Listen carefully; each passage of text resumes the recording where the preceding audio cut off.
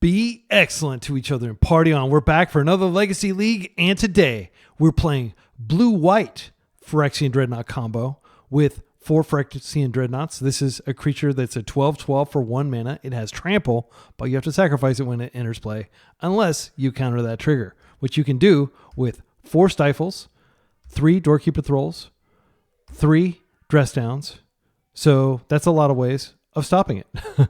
And we're going to stop that trigger, and we're going to have a 12/12 that we're going to use to completely destroy our opponent.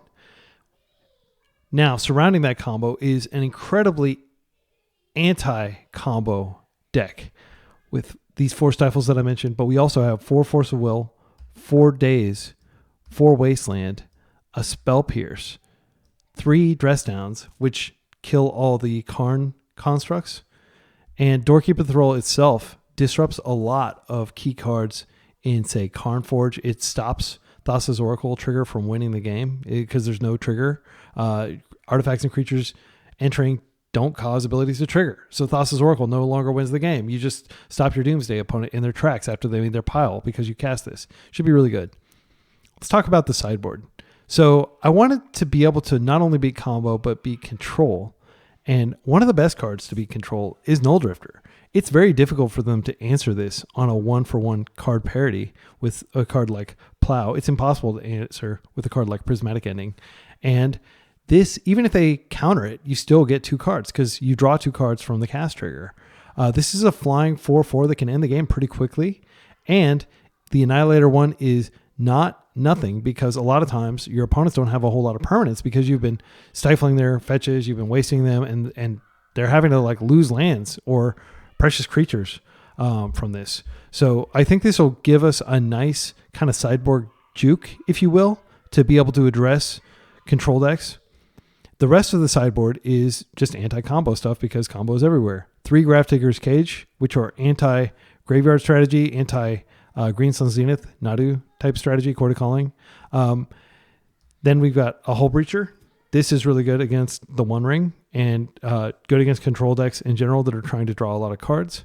Then we've got 3 Hydroblasts, very good against Painter and Moonstompy. And we've got 4 Consign to Memory, very good against Karn Forge, and also pretty decent against Storm and a lot of other decks. Obviously, this is like the preeminent anti-Eldrazi card we're going to be using in that matchup too. So I'm hopeful that this build will be even more anti-combo than the previous builds because we're not trying to do fancy stuff with Curie. We're just trying to, control them and then get them dead with the Dreadnought. We are also featuring the flex tape that is Brazen Borrower. It just does everything. It's a win con if the game stalls out. It bounces any permanent, irrespective of mana value, unlike Prismatic Ending. So the only way we have to get up on cards is Tamiyo, and I'm not sure how often we're going to make it to the late game and still have cards in our hand because we are so interactive. But if we do get to a situation where we can Tamiyo Ultimate, that's another alternative win line. We've only got 13 creatures in the entire deck, and 4 of them are Tamiyo, so we really are all in on winning through either the Phyrexian Dreadnought combo or through Tamiyo. I doubt we're going to win by just swinging with Doorkeeper Thralls, but we'll see. Brazen Borrower might be able to get the job done. But yeah, this should be a fun league. I like the simplicity of the mana base. We've got 9 fetches. We've got Meticulous Archive. We've got 3 Tundras. We've got 2 islands. I like having extra basics. You'll note that I don't have any planes in here because I just want to make sure we have plenty of blue mana since we're playing 4 Wastelands. Should be fun. As always, I'm going to play a full league. Leave a comment with a timestamp if you see me do anything that you don't think is correct. I love feedback. I'll never shoot the messenger. I just want to get better, and I want other people who are reading the comments to get better too. So your comments will help them as well. And if you want to subscribe, I'm nearly to 1,000 subscribers, and once I get there, I can apply for the MTGO Creator Program, have access to every card ever printed, all 25,000 of them. So get ready for some exciting legacy action. I'll see you in round 1. Round 1, we're up against Unique Username 3. That's a great joke. And they are most likely on Dredge. This hand is quite good against Dredge, in my humble opinion. We don't have access to Doorkeeper Thrall because we have one of our basic islands. But we do have a Wasteland which might be able to take out like a, what's it called? The Cephalid Coliseum. We have plenty of cantrips to find other action, and we have a Force of Will for like their first enabler. This is one of those matchups that we're probably going to lose the first game, but the second and third game, we have access to Grafdigger's Cage and a lot of other stuff that might help us. So let's keep this. Cephaly Coliseum, what did I tell you?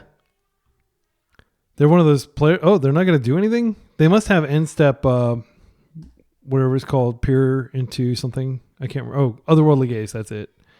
Yeah, so if we force this, then we can just waste them and their plan might fall apart. But if they get back up to 2 mana, they're going to be able to cast. I think we force. The conventional wisdom is you always force the first thing you can force against Dredge. And what I'm going to do is I'm going to pitch the Brainstorm because Ponder might be able to find us something good later. Actually, I do kind of think that maybe we pitch the Ponder and we keep Brainstorm because I do want to put back Plow. It's not very good in this matchup. And maybe Doorkeeper Thrall. All right, double Wasteland opener. I'll take it. See if they have lands. If they have lands, this could be a very short game. Okay. They are fetching. If they cast like a something, damn, that sucks. So they are going to be able to win. Like, I mean, like if that sounds dismissive, like yeah, they're going to win. They got a Stinkweed Imp. They can start dredging, and that's the game probably. Oh, we can't stifle the Dredge, unfortunately. We can't waste them, and then if they don't dredge something good, I think that's the play. Like we just stifle them and hope they don't have more mana. Hope they don't have hit another dredger. They're only dredging 5. I mean, what are the odds that they dredge another dredger? They took a draw. Interesting. They didn't dredge. They're LEDing. Well, that's scary. Now they can flashback Otherworldly Gaze and dump their hand. Yep. And they have a Thassa's Oracle in there, so alternate win con that thankfully we can shut off. So this doesn't do anything. Oh, no, it does. It dredges. Sorry. Yeah, they just put like 15 cards in their graveyard. Okay, so now let's take a look. They've got Poxwalkers. They've got Cabal Therapy. They don't have mana to cast any initial spells. They didn't hit a Narcomoeba, but they could. So I think we have to stifle a Narcomoeba trigger when they dredge. That'll prevent them from getting the chain going with Poxwalkers. That's literally the only game we have, I think, at this point. Doorkeeper Thrall will stop them if they try to reanimate Thassa's Oracle without doing combat. And they might get like hasty and go for a Thassa's Oracle line. This preserves information. And also, I might need to plow something. I think I'm going to do that. Because so far, we've shown them nothing that... Let's see, what do we pitch here? We pitched a Ponder. We've shown them nothing that couldn't be like 90% of Legacy decks, blue decks. So here, they are most likely going to dredge, and we just have to... Again, if they hit an Narcomoeba and we stifle the trigger, then they're chilling for another turn. I think they can only dredge for 5. They don't have the Golgari Grave Troll. But once we grab the Tundra and stifle this, they are going to know what's up. Yeah, I'm going to do it. All right. So they are not going to get an Narcomoeba, and they are not going to be able to Cabal Therapy us and start generating zombies and doing all that stuff. Let's see. They just have Dread Return and Poxwalkers. So 1 Poxwalker, 1 Cabal Therapy. Oh, 2 Poxwalkers, I believe. So let's see. 1, 2, yeah. So it's going to be very important to stop those. And unfortunately, no, Doorkeeper Thrall cannot stop that trigger. Another Stifle would be great. Their hand is 1 Dredger. They have 1 Dredger left. No, they hit the Grave Troll. I think what we do is we brainstorm and we try to find another Dredger, is my instinct.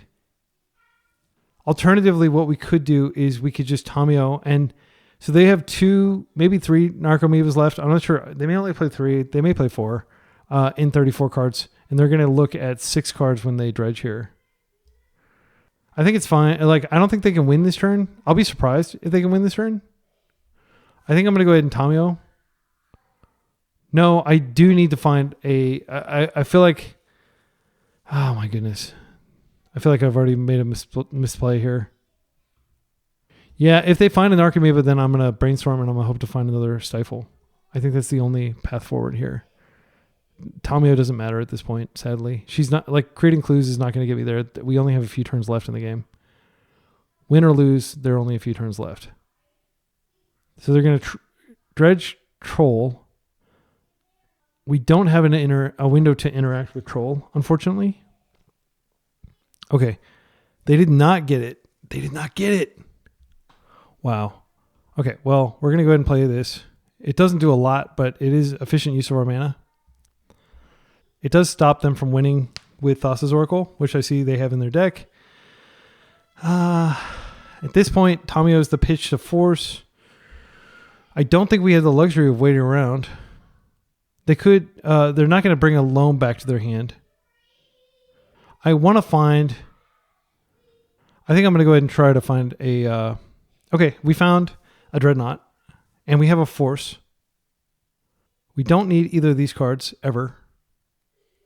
I'm just going to go ahead and attack for one and then I'll play out the Dreadnought. And then they have to basically win through a Dreadnought, which is certainly possible, with us being able to force one of the spells. And again, this is all contingent on them successfully dredging into an Archimedes so they can get the Cabal Therapy chain going. They missed it. They missed it. We're going to win, I think. Maybe.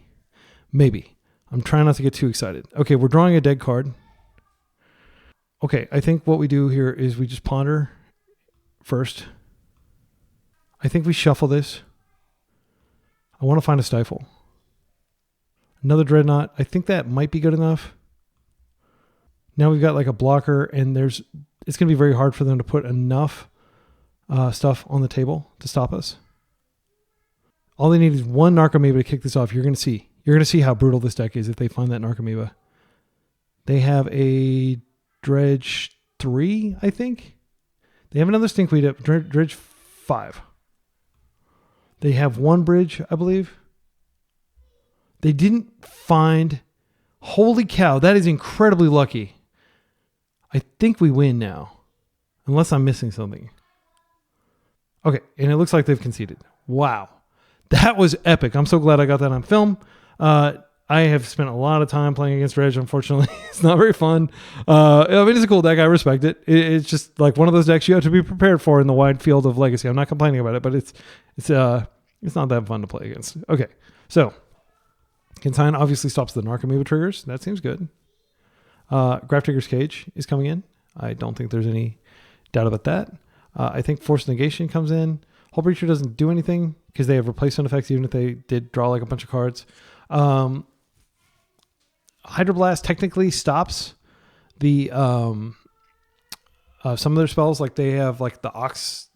I can't remember what it's called, but it's an Ox. Cards has come out. Brazen Borrower is pretty bad. Oh wait, taking all the plows out.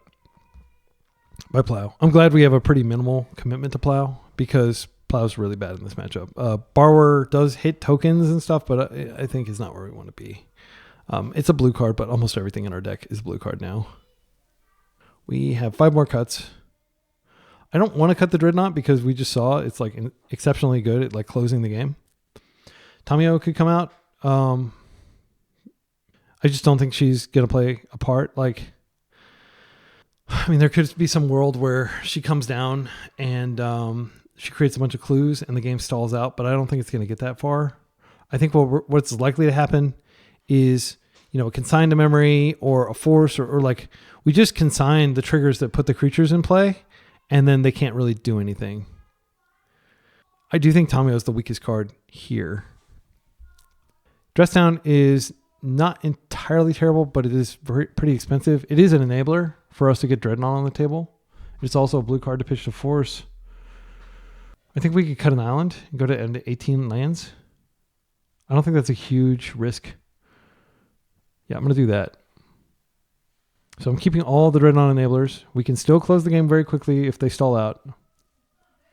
Dress Down really doesn't do anything because all their creatures are basically like good before they come in. But the fact that it can cantrip, instep and stuff, I think it's better than Tamio. Our first few turns, we're going to have to keep our blue mana up, so I don't want to tap out for Tamio anyway. So hands we're looking for would have a force effect. That is non-negotiable. I think we mulligan until we find a force. and would also ideally have some sort of stifle effect. Hands with... Okay, so let's think about this. So this is a trap hand. Like this is a Phyrexian Dreadnought, Stifle It. It's got a Wasteland for interaction. They're mulling. I think we need to mold the Force. I genuinely think you mold the Force here. I think we stop here. We keep this. We put back the Meticulous Archive. And we've got pretty decent interaction. Daze is practically Force of Will in this deck. I think most likely we're going to be pitching Hydroblast to Force. Wasteland is quite good. But I'm definitely more likely to pitch Hydroblast than Daze here. Underground Sea. Okay, and they're passing. This could be like an upkeep thing, like the, whatever they call it. Otherworldly Gaze. I'm going to force it. I think I'm going to play out Scalding Tarn rather than play out Wasteland here and waste them. And my reasoning is that we're turning on both Daze and Stifle. And that I like that optionality. If the cat's in here and the kids are coming in. Okay, kids, take the cat to a different room. Take Kitty to a different room. Why are you calling her the cat? Sold it. Okay, I'll see you later, kids. I'm on live news. Yeah. Hi. Okay, see you later, kids. Give me. Be careful with her. Open the door for you. Okay, sorry about all that ruckus. Welcome to Parenthood. If you haven't seen the movie Parenthood, it's pretty accurate. Like Keanu Reeves, Steve Martin, pretty awesome movie overall. Therapy. Yeah, I think we just let it go. There's a decent chance they name like Stifle here. They are therapying me. They're not therapying themselves. If they therapy themselves, then that's a Daze. They name Containment Priest. Well, that is a card that ends the game. All right, so I'm going to Surveil here. They are tapped out, and this is why we have Surveil in our deck. That is a second card. I don't think we take it. The thing is, if we take this, I mean, like, we can technically dress down through the next turn. I think I'm likely to draw another land. I'm going to get greedy and not draw that. We only need enough land to stop them a few more cards. Like this Wasteland should be pretty clutch. And then we have Stifle for a subsequent fetch. We can keep them off mana completely. They're pausing in our upkeep. Do they have 0 mana spells they can cast during an upkeep? Or is this just like a upkeep? Like I imagine if you're constantly Otherworldly Gazing every game, then it makes sense to just leave a pause in the upkeep. The reason they do it during our upkeep is just Force of Negation. Dress Down is the kind of card that we do want to hold for when we eventually draw a Phyrexian Dreadnought. Stifle is too useful to do these things. So what I'm going to do first is I'm just going to waste now, just in case like they're playing Daze. I don't think they're likely playing Daze. Then we're just going to put this on the stack. We've got Daze. This shuts down a lot of things they can do. They can't cast Otherworldly Gaze anymore. They can't cast Cabal Therapy. They can't bring back creatures. They can still win. I'm not sure how, but there are ways they can still win. So we're not going to rest on our laurels here. We're going to stay heavily engaged, but we're chilling. They have a land-heavy hand. I mean, they can do a lot of damage to themselves, but it doesn't look like they're going to be able to do anything immediately. There's the Strand. I'm just going to pass with lots of interaction up. They can dredge a whole lot, and Narcomoebas can't enter. Ox can't enter. They can't dread return anything. Another land. Okay, they're fetching. This is getting them closer. Okay, this might be a red blast. They're only 2 cards away now from having the ability from getting Threshold, which is pretty scary. I like our cards. Daze is actually not good anymore. I wouldn't mind shuffling that away. But so I'm going to hope that we draw a Brainstorm. That would be a really good draw. Okay, Consign is not great. It's not bad. I'm not going to throw away this Dress Down. I'm going to, I might actually cycle it in step. Because we now have several ways to enable a Dreadnought if we draw it. Grafdigger's Cage is pulling so much weight, it's not even funny. Okay, let's go ahead and do this in step, just in case we can find Dress Down here. Okay, Brainstorm's not bad. I can brainstorm and maybe find a Phyrexian Dreadnought. Let's do that. I'll take a fetch just to fetch away the days. Oh, we did find a Phyrexian Dreadnought. We found a Wasteland. We could waste, but I don't actually think wasting is correct here. Okay, so we don't need Dress Down anymore. I think what we do is take the Wasteland. I am not opposed to redrawing these, but I don't think they're good. Actually, I'd rather draw a Dress Down than a Daze at this point. Is that true? I don't know if there are any 3-drop cards that we need to worry about. I'm going to put the Daze back. Play this out. I'm just going to go ahead and play the Dreadnought now. And if they get rid of this, I can consign. Now we still have Stifle Up in case they do somehow get to a point where they can Selfless Coliseum. I should have kept the Daze in hand. That was sloppy because there's no reason to keep this land in hand. And that will be very sad if I get blown out because of it. I'm not stopping them from fetching. They may cast something and just put something in the yard. But again, I've got Consign and Stifle Up. I'm not going to waste anything precisely because I don't want to give them anything to do. We know that we have a Daze on top of our deck if that becomes relevant. We'll play this out and I'm going to attack. We just have to fade one more turn. They have to get something into their yard, which is probably going to cost mana, and then they have to activate Selfless Coliseum, and then they have to somehow win. We actually have both Coliseums covered with what's in our hand. Yeah, Dreadnought is just amazing. Like, just being able to like 2-turn them feels so good. And it's so cheap. Like we kept interaction up while we deployed it. Like that's so phenomenal. Grafdigger's Cage is what's brought us this game. Like I don't think we would have a path to victory without it. I think we let this happen because there's not really anything they can do afterward. We can't stop it. They can attempt to Coliseum, but we'll stifle that. They do have Therapy.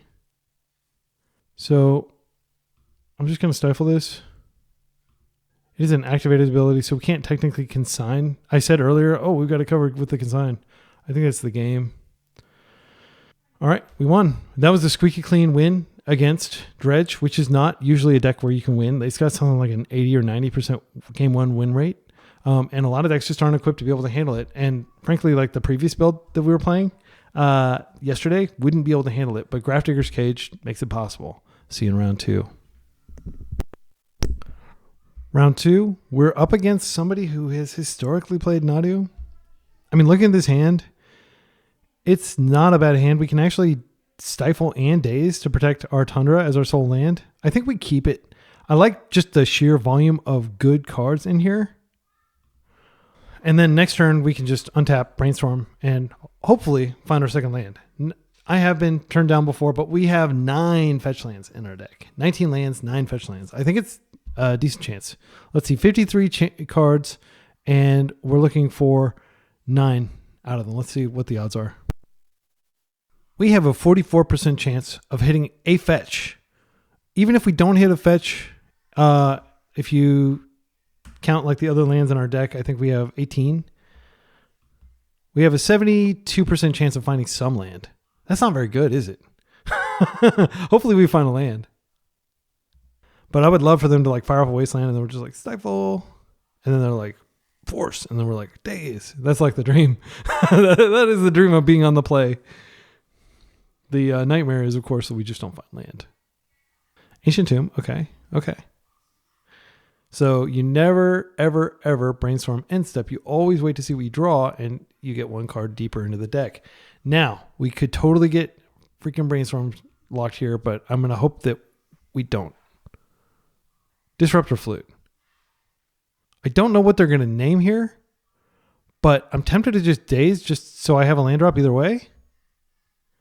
And this actually gives us a second land, mana to use this turn. Okay. We didn't get there, but we did get some good cards. We got a second land, which we can use. The cool thing about this deck is you really just need 1 mana for Dreadnought and 1 mana for Stifle, and you're good. So what I think I'm going to do here is I'll probably play out the Wasteland just in case they waste. I can at least waste them back. This card's dead. Swell Pierce doesn't do anything this turn, but it might later. I'll just put the dress down back. So next turn, we're going to go for it. I'm just going to play this out, and I'm going to pass. I'm not going to waste them because we're so low on lands. And hopefully we'll just need 2 lands, and this will be the last spell we cast. Other than maybe a Daze to protect it. Glaring Fleshraker. You know, I could have avoided this if I'd had a Daze out, but I didn't. I'll land out the Daze. I think it's fine, and we're just going to take some damage, and hopefully they're not going to have... they have 4 Kozilek's commands in their deck that can cleanly deal with Phyrexian Dreadnought. And if they get greedy and go all out for it, then we can Daze it. A lot of times, Eldrazi players will get greedy, and you can punish them with a Daze. All right, so I'm just going to go land, boom, Dreadnought, boom, stifle it. Now, they really, really, really need to kill this, or they're almost certainly going to die, especially with their Ancient Tomb mana base. But if they have the answer, they have the answer. We have a lot of good cards we can bring in against them. They have Eye of Ugin, Sowing Mycospawn, kicked. Ouchie. Well, you are getting rid of some of my lands. Do you have a Maze of Ith in your deck by any chance? Okay, so here what I can do just to save this, I am going to Daze the Sowing Mycospawn and I'll get that land back. I'm drawing a Plow. They are wasting my waste. That's interesting they stacked it the way they did. I'm going to have a Spell Pierce to potentially pierce the next thing they do. I could also potentially Plow. What is this? Is this a Kozilek's command? They did have it. That's really frustrating. That's incredibly frustrating. They had everything. Okay. So what I'm going to do, I'm not going to give up, but like we're probably screwed. We're drawing a Plow, I believe, and then we might draw a land. Yeah, it's not like we're not definitely dead, but we're pretty screwed. If you look at that Eye of Ugin, you look at the fact that they got the 2-for-1. Yeah, and that was like the one card that we didn't want them to have. Okay, so I'm just going to go ahead and I think the game is simplest without this thing on the table. They could definitely draw a Wasteland and just put us in the dirt and we wouldn't be able to interact, but I just have a profound amount of respect for Glaring Fleshraker. It just solos me so often. Yeah, we're dead. I'm not going to give up completely because we could draw into a win and they don't have anything going on. They have a Thought-Knot Seer. That's fine. That does represent a clock. They're probably going to take the dress down, I would imagine. Maybe the Stifle. If we find another Plow, we can Plow that and potentially get land, but we're on a pretty short clock. They took our Stifle. Okay. Okay, Brainstorm. We may have known that we were going to draw that. I don't think we did. I think so. We're going to take 4, and then we're going to see if we can draw a land. They still got 3 cards in their hand, so they're like doing fine over there. One of them could be a Wasteland. We do have the luxury of playing on basics if we actually draw a fetch, but we haven't drawn a fetch yet. And there's a basic. I think what I'm going to do is I'm going to play it out, and I'm just going to chill. And then next turn, I'll Brainstorm. And this turn, I'll Spell Pierce. If there's something, like there are only so many cards in their deck that you can even Spell Pierce.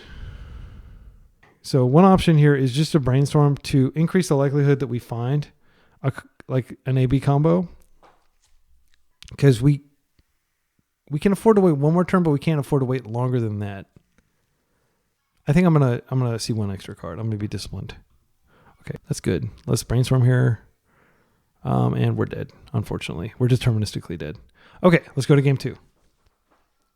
Okay, so against Eldrazi, I've actually got a sideboard guide here. Let's take a look at it. Did I not add Eldrazi? That was an oversight. Well, let's do it right now. Eldrazi. We're going to go minus 4 days, I think. Days is terrible. Plus 4, Consign. It might be that simple. Let's take a look. Days isn't necessarily atrocious, but it's not good. I think Borrower's pretty terrible. Like, aside, like you don't really want to be putting powerful Eldrazi with, ETB triggers or cast triggers back into their hand.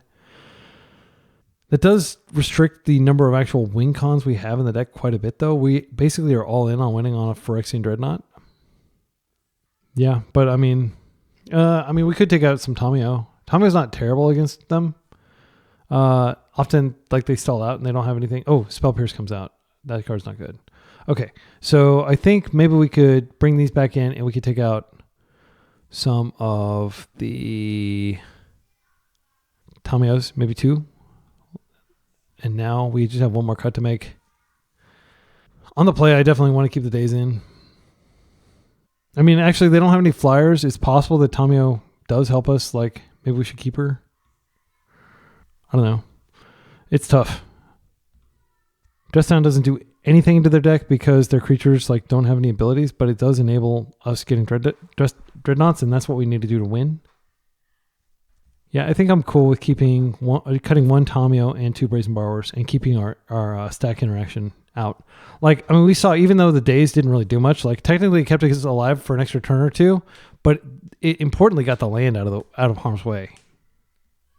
All right. This is Snap Keep. We have a little bit of interaction. I think what I'm going to do, since I only have 2 land, I'm gonna go ahead and ponder. I could go ahead and fetch. I think I'm going to fetch an island and then ponder just to minimize the likelihood of them taking us off mana. Because once we get the Doorkeeper Thrall in, then we just need to get the Dreadnought. And even if we're on 1 land, we can get that in. The real problem is they have 4 cards that were printed for some reason to give Eldrazi insane removal. And graveyard interaction and, the ability to stack their deck with scrying and create a whole bunch of spawn tokens.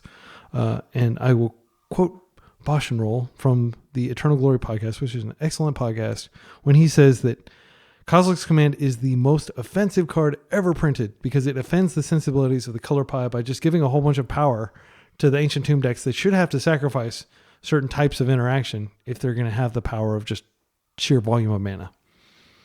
So, yeah, that was his words, and I couldn't agree more. But, yeah, we'll see what happens next time. We're not going to talk about bans when the bans just happened. Devourer of Destiny does not target colorless things, right? Let's check.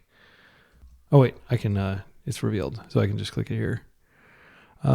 Exile target permanent is 1 or more colors. All right. So Phyrexian Dreadnought, for once, the fact that it's an artifact dodges something instead of is a liability. So island here. And let's ponder. Looking for force. I don't mind drawing a wasteland here.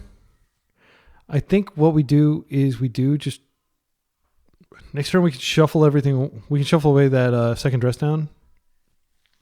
Yeah, I think I'll do this. I'll hide the fact that I have a wasteland in case they somehow thought not to me on turn 1. I'm not sure if that's possible. But we have lots of land in case they and in case they somehow have a kicked Sowing Mica Spawn early, we can rebuild.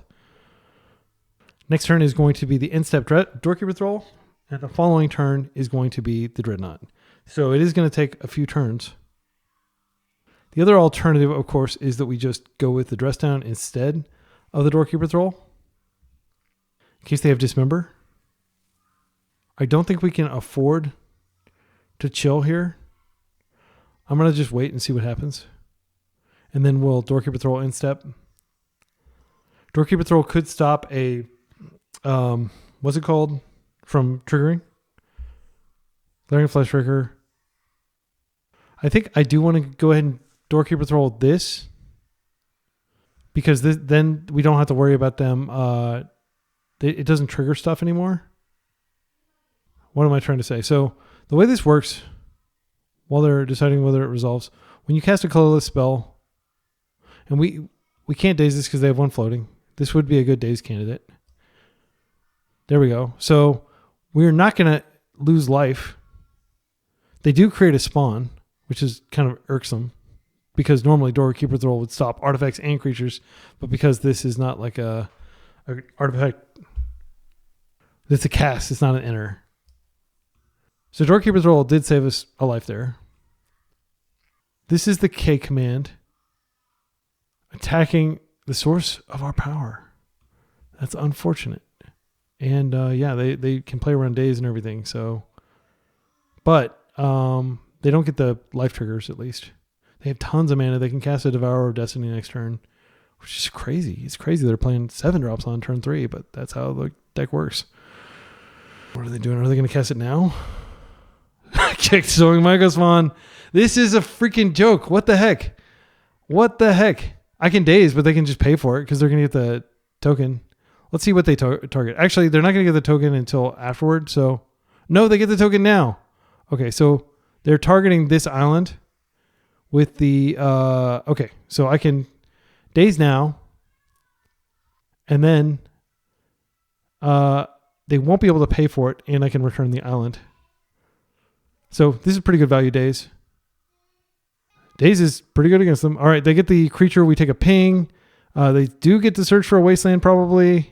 I mean, we're still completely screwed, but it's not as screwed as we would have been. Okay, so I assume this is going to get a wasteland, and we're going to be on a very short clock to get this Dreadnought into play. But they did kind of give up on Devourer there. So we do have an option. One is to just... Ooh, that's a nice draw. One option is to hit the Eye of Ugin. They still have mana though, but that will probably keep the Devourer from hitting the table. Devourer is 6/6. It's just so tilting that they had these cards like both games. Because I do feel like we have a decent matchup against them. Okay. I think what I want to do is wait on hitting the Eye of Ugin until later. I need to rebuild my mana base. It's going to take several turns. We're going to take 2 from this, and then they'll probably have like other spells to cast, and we're going to take more burn. I don't think the Devourer of Destiny is the scariest thing they can do. Let's see, that 1, 2, 3, 4, 5, and then if they have any sort of soul land, 6, 7, they've got it. And even though it's not exiling anything, it is a 6/6, and it's going to end us before the Phyrexian Dreadnought can get out and make a difference. So here's what I'm going to do. I think this is the correct play because we need like a Hail Mary to stay in it. We need to hope that they don't have more mana. Hitting okay, never mind. Game's over. Yeah, I'm not going to concede, but like I think it is really over. Like we basically just time walked ourselves. Okay, so they're hitting for 2. Oh, they're ending. Okay, so it's not as bad as it could have been, but it's not good. So here, I think it's likely that they have a way to get rid of our land. I don't like this ETB tap land. I think if they have another Sowing Microspawn, it's just going to be incredibly bad. But I do think that we don't have the luxury of meticulous archiving. We just have to play this out because I can't afford to get wasted. I do have to Doorkeeper Thrall into Dreadnought here. Thoughts here, frustrating. They can just take the Dreadnought itself since I've got 2 enablers. Nothing I can do about it, and they've sped up their clock, and they pinged us, and they created more mana. Yep, and they're pinging us again because that's how Fleshbreaker works. Every card is a shock. Hopefully they make a mistake here, but I don't expect them to make a mistake. They should just take the Dreadnought. We could get lucky and draw another Dreadnought. Yep. All right, so we're going to take 2 here. And next turn we're going to take 6. And I don't think we're going to have time even if we draw a Dreadnought. Wasteland's not good enough. We're on the defensive here. I think probably the best play is to end step Dress Down. And then maybe we draw 2 Dreadnoughts. I don't know how we can survive. All right, we're taking 6. Yeah, I think like that was only partially a joke when I said we need to get 2 Dreadnoughts here. But we kind of do. Okay, what's this? Escape, just out there. We might just die to combat damage regardless of whether we get 2 Dreadnoughts. So I think now the play is actually to get Doorkeeper Thrall to have a chump blocker. But we need the card. We need to draw 2 cards to potentially find double Dreadnought. So I'm going to do this. Okay, Plow is not terrible, but it's not going to save us. We do need a Dreadnought. All right, we're going to concede. Yeah, that was rough. Again, I will say it. I do believe that our matchup is positive here. Aggro decks generally don't fare well against Dreadnought. Certainly not ring decks. But, Kozilek's Command, it's a heck of a card. See you in round 3. I'm going to unmute and share some quick thoughts while we're waiting for the next round to load. So a lot of people play Nulldrifter main deck, and I hope you can see why Nulldrifter is not a good card main deck when you're up against the current meta. Nulldrifter is exceptional against control decks, but it would have been a really terrible draw in any of those games that we just played. Like basically all 4 of the games we played today.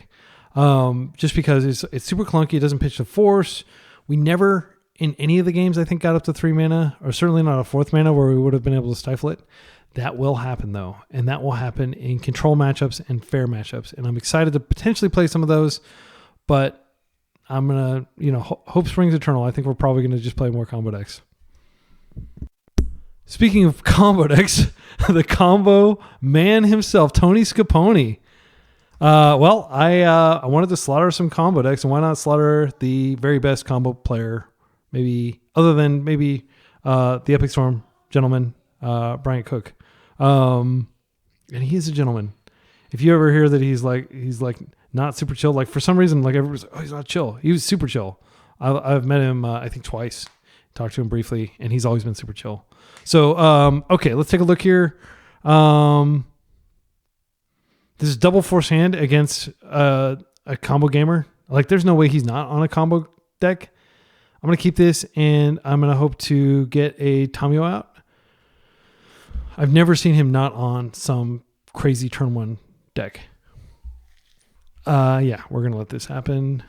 This might be a mistake. Sure. I always try to combo the thing at the end of the rainbow.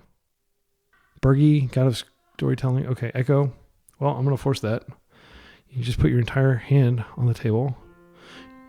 Your name is Tony Scapone. I'm sorry. I'm going to force that. All right. Okay. There we go. Rewarded for having Force of Will in our deck already. Okay. Spell Pierce is a good card, depending on what they draw. I think likely we can take a turn off, especially since we have Force, and we can develop a Tamio. I'm going to get this, and they're going to know that we're on, like, what we're on. They're going to be like, oh, blue-white. Like, Dreadnought is the best thing to be doing in blue-white, frankly, unless you're doing, like, a 4-color control. But if you're straight blue-white, then you're on Dreadnought, probably. Okay. And they just pass. I'm just going to create a clue first. Then I'm going to ponder for another land. That is not too risky. I think at this point in the game, I do want to get the game over. I am going to ponder and try to set up a win. These are exceptional cards. Exceptional. I do want to play the land this turn. Actually, I can play the land next turn. I can just add another force to my hand. I think it's totally fine. So we'll put Stifle on the bottom. Then we'll draw the Tundra next turn, and we'll draw the force now. We'll pass. Tony's a super chill dude. If you haven't watched his stream, I encourage it. And he's got a YouTube channel too that is really fun.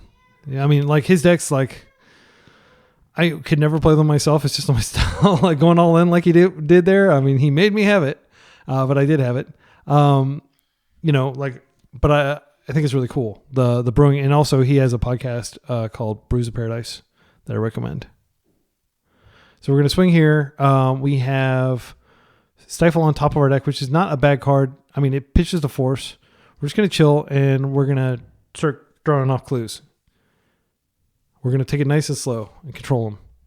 I don't know if you watched the other video that I did with like Mono Black Storm yesterday, but like that was just the most delicate ballet of like not dying to Storm. And it was like a 20 turn game. I'm not exaggerating. It was just us passing back and forth and then hitting me for one each turn. We're giving them plenty of time to rebuild. Rite of Flame, okay.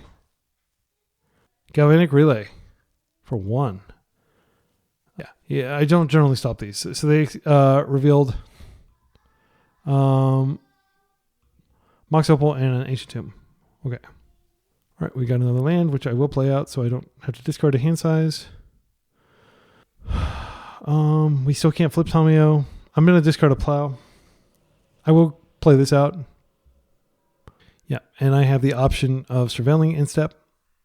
In addition, is Plow worse? I think Plow is worse than a land.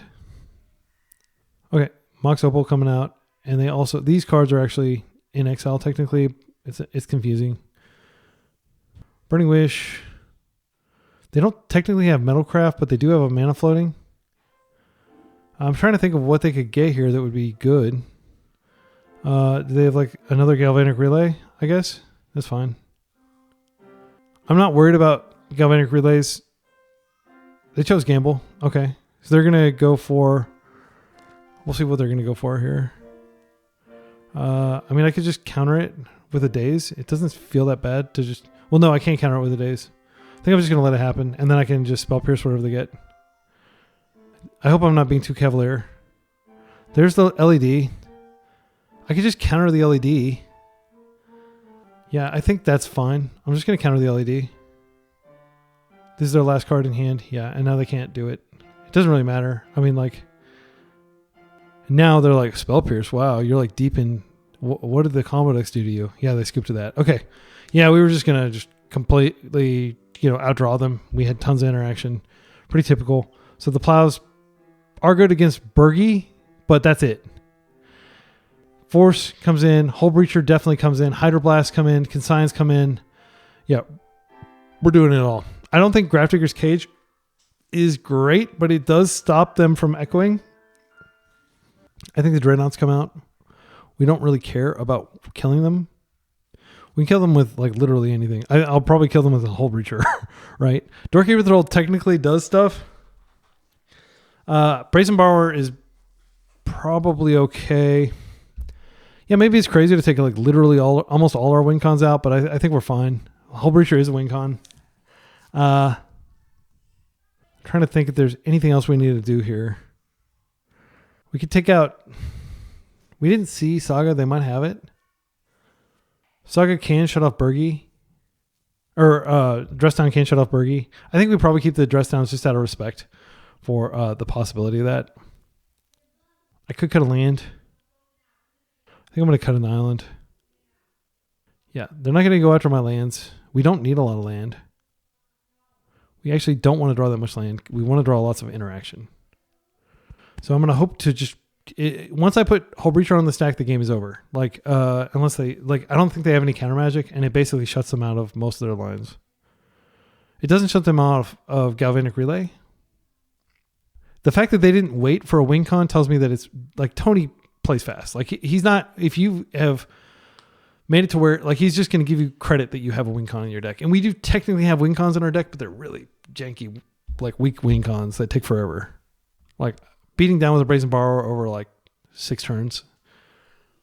I'm going to trust it's not going to come to that. This hand is nutty. I'm going to keep this. I'm not going to snap keep it. I'm going to think. All right, I'm still thinking. We're not going to run out of clocks. I want them to think that I don't have a force. So the pitch to force is Borrower. Doorkeeper Troll does stop a few things like Chrome Mox. I don't know what else it would stop in the Epic Gamble. They're mulliganing to 4 cards. They're probably not going to be able to beat me at 4 cards if I have a force hand. 2 cards. Okay, we won. So just them knowing that I likely had tons of interaction was enough that they had to keep mulling, and sometimes they hit their fail rate. So that was a very clean win against Tony Scapone, the Storm legend. He's probably got like a 1,800 win rate, whatever ELO score, way higher than mine, and I feel very thrilled that I was able to beat him here. Let's go to round 4. Continuing our battles against combo decks, we were up against probably the #1 creator of Doomsday related content. So we are up against Doomsday. We do have the combo. We have Meticulous Archive to find a second land. We have Daze in case of an emergency. They are most likely on turbo. Plow probably doesn't matter, but I like having the combo to push them. I like this Daze. Borrower probably doesn't matter. So these are 2 cards. Like, this is an argument for mulliganing. However, if we do get Dreadnought into play, they may not have a removal spell for it. I think we keep this and we just hope to hit a second land. We have Brainstorm to find a second land if we need it. They are mulliganing the 6 cards. If they're on Turbo Doomsday, Daze is not a lot of disruption, but we'll see what we get here. That is going to be a keep. Okay, and I definitely don't want a Daze here because I want to be able to just resolve Doorkeeper into Phyrexian Dreadnought. Mox. Okay, they could be on something other than Doomsday. They could be on Storm. Looks like they might be on Oops here. I mean, if I thoughts, if I daze here, they have to crack the pedal to pay for it, and that may be enough to slow them down. We do have Island next turn. I think I am going to do this and force them to crack their pedal here. Getting the MTGO spinner. Hopefully this is not a network disconnection. If you watch one of my recent videos, I had some serious internet trouble. I'm not sure how much of it was on the MTGO side or if there was just like some Texas-wide outage or something like that. Okay, interesting. I think they're on Mono Black Storm. So this plow might actually be good if they're going to go the construct route. It's very telling to me that they decided not to do anything. I think we do play out the Meticulous Archive for another Surveil. They're going to probably presume we have Force. We don't need the second Dreadnought, I don't think. I think it's... But, yeah, they're going to know what's up. I think it's fine. I'm going to bin it. What is this? I have absolutely no idea what they would be doing here. So they are floating blue and colorless. This is a very experienced player, by the way. They are a routine trophy leader. It'll be very interesting to see what they're doing here. Okay, they're deciding not to do whatever it is they were about to do. No, they're doing it for black. Okay, Bowmasters. That is fine. We have that covered, unless they wheel us. And that is totally possible. Okay, great. So our Dreadnought is most definitely going to beat what they're presenting currently, unless they have a wheel effect. Okay, there's a pedal. Do they have echo? They can't echo here. They're just going beat down. This is great for us. So if they have removal spells, that's bad news. We could just hit their Saga. That stops them from creating a second construct, and it stops them from fetching whatever it is they were going to fetch. I don't hate that. And then I have Plow up. They're going to create the construct here. They may not create the construct because they may need that pedal for something. We have such clean answers for everything in their hand. Like this, our hand just really worked out well against what they're doing. The fact that they drew double pedal, I'm sure, is tilting for them because I don't think they wanted temporary mana sources to go with their Urza Saga.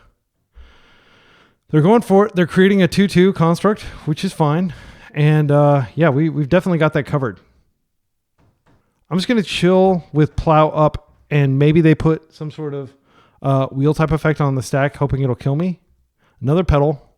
Wow. They got a really bad draw if they're Mono Black Storm. This is technically a 3/3. I think I'm just going to Plow to reduce damage because I want to get this off the table anyway. Okay, and I'll take 4. They're passing. Another Plow. I'm just going to play this and chill. And we have the option to just bounce this, but I think most likely I'm going to Doorkeeper Thrall here. I think we take it and just Doorkeeper because they could have a second Bowmasters, and I don't want to be blown out by that. Once I have the Dreadnought in play, they won't really be able to attack anyway. I don't care about this at all. Do I? I could just Brainstorm and then also, yeah, I could effectively counter this by Brainstorming first and then just Plowing. I think I'm going to do that. They've tapped out of Bowmasters here. And then it'll take an extra turn, but I will get rid of their construct that way. I'll just Plow the construct. I can remove either of those with Brazen Borrower next turn if I need to. I'm not sure why they're waiting. I'm trying to think of a card they could have here that would be relevant. They don't have the mana for another Bowmasters, which would probably be GG if they did. Unless I'm missing something like they have like a Spirit Guide, and well, they can't do that. Okay, so here we can just Plow. We can put back Daze. And we don't really need this Wasteland. It doesn't do anything. Yeah, I'm just going to Plow now. Take their 3/3. I'm going to show them the win. And I'll be amazed if they don't concede considering the power of what we have in hand. We have the combo next turn. We don't even have to wait a turn. And we have a Daze to protect. So I'm just going to go ahead and do it now. I'm going to play this. And we're going to pass. Feeling pretty good. If you hear that lapping, my cat has discovered my breakfast and is eating my Greek yogurt. All right. They do have 24 life, so it will take a couple swings. I don't see any reason not to play this out. I'm going to go ahead and play it out. We do have lots of interaction here. All right. And we can just pass with Brazen Borrower up. Okay, we got it. That was that hand that I was iffy about turned out to be precisely the hand that we needed to beat them. So now that we know they're on Mono Black Storm, which they definitely are, based on Duress, like you don't put Duress into a fair deck. Yeah, I felt really good, like the amount of value we were able to get there. So Force of Negation's coming in, Consign to Memory's coming in, Hullbreacher's coming in. We could bring in Grafdigger's Cage, but I don't think it's that exceptional. It does shut off, Echo of Eons, but I think that's about all it does. Cards that are not good here, Phyrexian Dreadnought isn't great. Like, we can just end the game whenever. In fact, I think in a previous match, I just took it out completely, and we just win with whatever we have on the table. Doorkeeper Troll does disrupt them a little bit. It's not exceptional. Dress Down is exceptional. We could cut some of the Doorkeeper Trolls. They're not blue. We could also cut some of the plows. I kind of like keeping plows just because they do. Yeah, actually, I don't think Doorkeeper Troll does a lot here. So we are going very low on win cons. So our win cons, to be clear, it's like 4 win cons, basically. But I think that that'll be enough. And my reasoning is they're probably not going to have removal for these cards. And at some point, we'll just be so far ahead because their card quality is totally garbage that, a Hullbreacher or a Brazen Borrower will get it done over the course of many turns once we've locked down the game. Yeah, I like Plow just to ensure we don't lose. They do have Bowmaster. They do have Constructs. I'm trying to think if we want to keep even one Phyrexian Dreadnought. I don't think we do. Yeah, I'm going to go super lean on win cons. The thing is, if we get Tamiyo to flip and ultimate, then we basically can win with whatever because we'll have so much disruption. Like, our deck is just diametrically opposed to what they're trying to get done. Okay, on the draw, this is a snap keep. I like the Force. Brazen Borrower kills a construct cleanly. Tamiyo is a solid game plan. As I mentioned, that's really like our win con. They're mulling to 5. They don't really have the luxury of going deep because they do need a critical mass of spells to be able to fire or to ramp out the thing. So they could, like, the best hand they could have would probably be something like Land, Dark Ritual, Duress, and then Lion's Eye Diamond plus the Echo. If they Thoughtseize, I'm going to definitely ponder to try to find another Force effect or a Daze. Daze is good against them too. Like, their mana is very brittle. They're opting not to do anything here. So I do think that they had something to do, but they opted to just pass the turn. I think in this case, they mulled to 4. I'm just going to waste them. And yeah, maybe they're going to have an Urza Saga, but we have Urza Saga half covered with Brazen Borrower anyway. We didn't lose any tempo because they didn't cast any spells there. And yes, they were on 1 land. I think now is a perfectly good time to go ahead and get Tamiyo out. Now we're going to start stacking Clues and Inevitability. Again, if they don't have removal in their deck, this is fine. If they don't have removal in the deck, then a single Hullbreacher resolution is game because I don't think they can win. They're going low. Dark Ritual. Okay, they are going for it. And this is going to be absolutely crushing when I force. And we do force here. We don't get cute and Daze. We could Daze and get them to crack, but I think it's fine to just counter this. Yeah, I'll save my Daze for later. Let's pitch Ponder. They may just concede. I'm getting the spinner.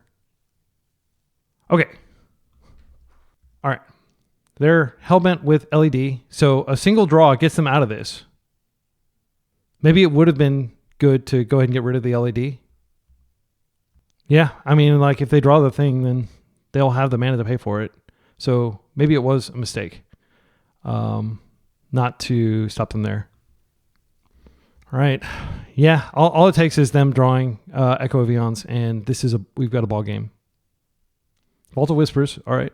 So Daze is looking worse, and I am feeling like I should have just taken care of it. I'm going to get the Tundra. I can fetch the Surveil next turn. I want to go ahead and draw now. Okay, Force. I'm feeling a lot better now. Okay, another Wasteland. I think we just fired off, and we keep connecting, getting ahead. This makes it harder for them to get Metalcraft. And the name of the game is just being slow and exploiting the fact that their top decks suck. Durus would be one, but and if they Durus, I'll just Daze, and then they'll have to give up their LED. Consign's pretty good. Dress Down is very good. We'll go ahead and play this out. I'm going to attack. I'm just going to pass, and we're just going to keep doing this, howling mining ourselves into just ridiculous, answers to everything they can do. They do have the land. They shocked it in. Interesting. That makes me think that they have Bowmaster, which, I don't really want to use my Wasteland to counter it. I think I'm just going to fetch the Surveil land here. And I'll just ignore. Next turn, maybe I can LED. That's a snap keep on top of my deck. Now we have an answer to Bowmaster, so we can just, counter it. I may do that trick earlier that I said where I was going to, I'll go ahead and attack. Or I was going to Daze to get them to crack their LED. And then Force. I have 7 cards in hand. I think I just pass. And then I think they are probably going to try to Bowmaster. Yeah, there's the Bowmaster. So what I'm going to do is I'm just going to Daze it. Now they're going to crack the LED. Oh, they just let it go. Interesting. All right. Yeah, that felt good. Yeah, I would never play a deck like this, frankly. Like, I understand that, combo players kind of like sign up for this, and I understand them not conceding. Tony Scapone will concede rather than get into this kind of garbage time. And I can understand why. Like, this does not seem like it's fun to be, okay, I drew another dud. And meanwhile, they've got like tons of interaction in hand, and it's growing every turn. Yeah, and they are conceding. Good games. Okay, so I think aside from Eldrazi, every round has been combo, and every round other than Eldrazi, we've won.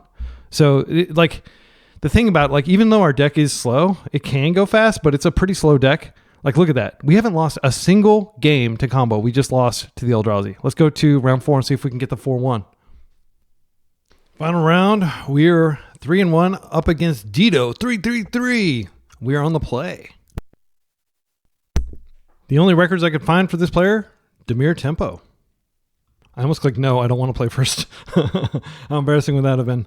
Okay, so if they're on a tempo deck, I like the presence of land. I like the basic. I think we just open Meticulous Archive, daring them to waste. They could be on something else, but I'm going to keep.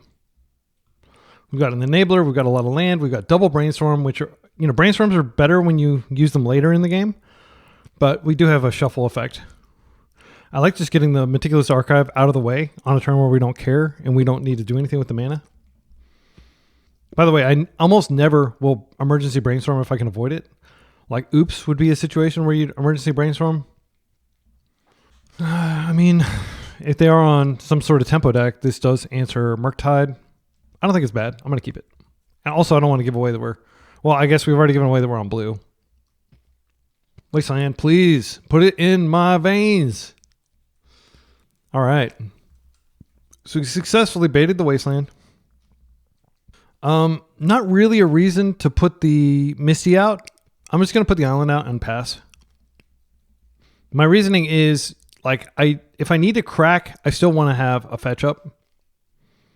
Okay, Ponder. Island Ponder. This could be the mirror. I would definitely, if you want to play a tempo deck, this is a very legit tempo deck that we're playing here that also is really good against aggro. Plow seems freaking phenomenal. We're just going to play this and we're going to pass. There's not really anything to put back. I don't want to put back my third land against them. Also, don't want to cast this into a Daze. So I'm just going to be chilling for a turn. Brainstorm. My cat is still eating that Greek yogurt. She is chowing down. I am pretty sure pasteurized milk will not be bad for her.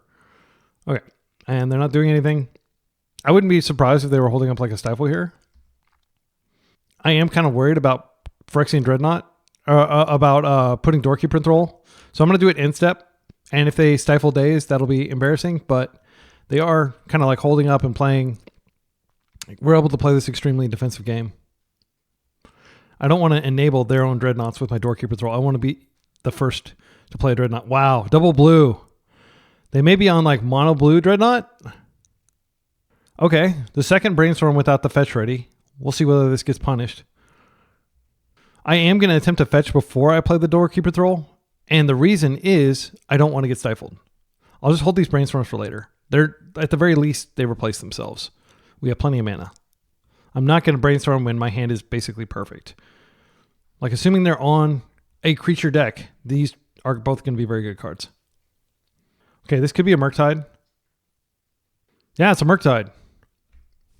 So I could just bounce this back to hand and maybe bait out a Force. I think that's probably fine. Just to take a turn to bounce it back to hand.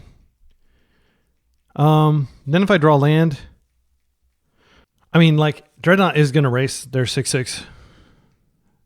I'm just worried that, like, I go all in on a Dreadnought and then I start taking hits unnecessarily. Yeah, I'm going to go ahead and in-step bounce. Just to be conservative here. And if they force this, then I've got the Plow. Plow is actually a more permanent answer, but yeah. We're just going to untap, upkeep, draw. Interesting. So basically mono blue. I'm just going to... I could try to hit a land drop, which is not a bad idea against a likely tempo deck. I don't necessarily need both of these Plows. Some of the top cards could be bad. Wow. I like Dress Down a lot. I like land number 4. I think we could just play out of Tomio and play a land and then chill. And I could put these on top of my deck. What do we want to do here? The problem is I may have to do something to interact with Tomio out, and I don't want to throw away stuff that's good. I think Doorkeeper thrall might actually be risky. My opponent could be playing it.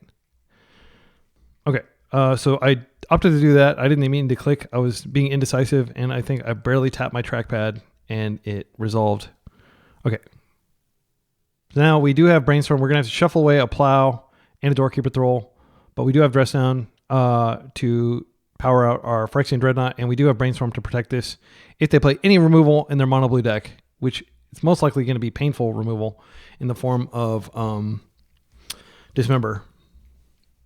They could be playing their own Borrowers. Borrower is great because it's, you know, an annoying answer to Murktide.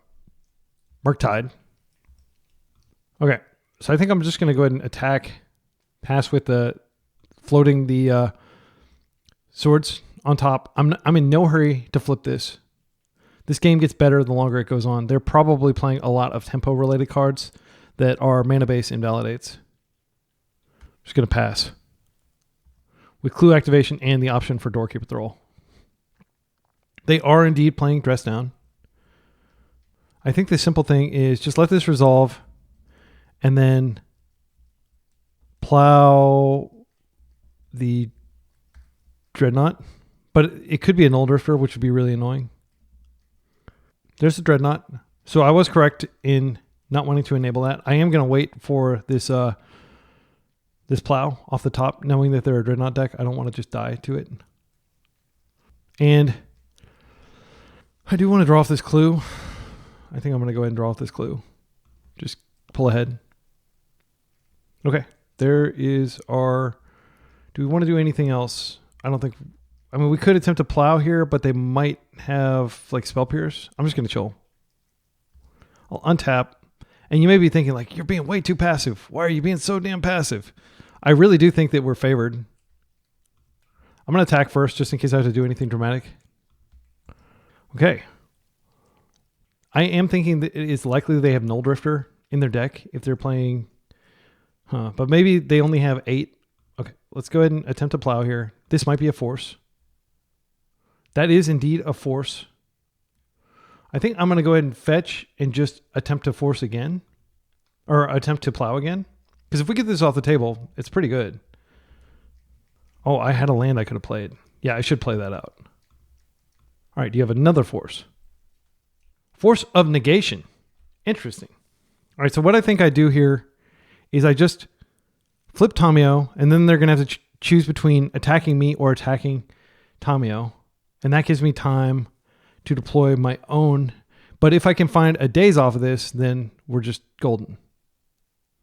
Okay, we did find a daze, and we found a Spell Pierce. Do I want to use the Spell Pierce? I don't think so. I think I'll use the daze. I think Spell Pierce is not going to be particularly good here. I definitely don't need this Tamio. I'm not likely to fetch. If I do fetch, I definitely don't want to leave this Doorkeeper Troll out. I want to be able to put Dreadnought out on my own terms. So this flips. Now I'm just going to daze. I would love if they just get super crazy and like force again or something like that. Okay, we won the stack fight. No, we didn't necessarily. Okay, so here's where Spell Pierce is going to cleanly, hopefully, answer this. They put so many resources into keeping this Dreadnought on the table.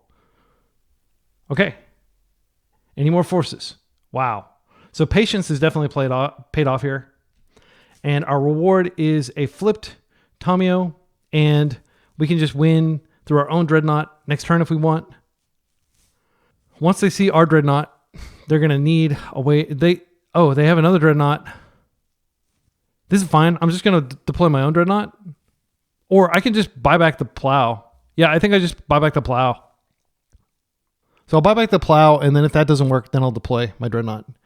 They're on Murktide. That's fine. Okay.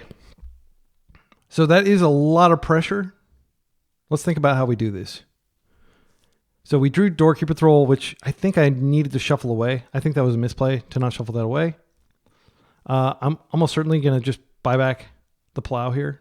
They're hellbent. Do I deploy a Dreadnought? They have so much life that they could actually race us with their Murktide. I think I'm going to do this, and then I'll just trade with the Dreadnought. I want to shuffle. I think my top card is bad, if I recall correctly. I'll just get the other island. Now I'm just going to press down. Okay, we get a card. Wasteland doesn't do anything in this matchup. It'll likely come out. I'll just play my own Dreadnought. And now they have to draw Brazen Borrower, or I'm just going to block, and we're going to continue. Yeah. Borrower does win them the game, possibly, because they could attack Tamio, and it would be several turns before I can draw another plow. For the record, I don't think there's any reason not to splash white in Dreadnought. If they don't attack here, subsequent turns, I'm going to be able to debuff with Tamio. They're attacking me. I kind of think this is fine, and let me explain why. So I'm going to be able to debuff, and they're never going to be able to attack again, and I can keep my Murktide until I find a removal spell. I think I let this hit me. That may seem totally crazy and irresponsible. Leave a comment if you think this is irresponsible. But next turn, they're not going to be able to attack into my Dreadnought unless they want to make a big mistake. Another Borrower, that's great. I think we could just bounce it. That does give them the option of replaying it. I think we just bounce it and we attack. I'm not going to screw around. All right, and we can deploy one of these. I should technically deploy it now because I'm not going to be interacting with them. I think we do play this out, and I'm just going to go ahead and do it now. So this makes it less likely that they have like some sort of force or something. And now we probably don't have to cast any spells for the rest of the game unless they present more threats. I am glad I plowed the Murktide though. My opponent said, I tried the mono blue version, not working. I told him, I don't think the white splash is all that bad. I mean, it makes a huge difference having access to the best removal spell ever printed and Doorkeeper Troll, which is a nice additional way that you can resolve your Dreadnoughts. Okay, and we drew another plow, and I think this game is going to end very quickly. I'm just going to swing, and then I've got the ability to do a lot of other stuff.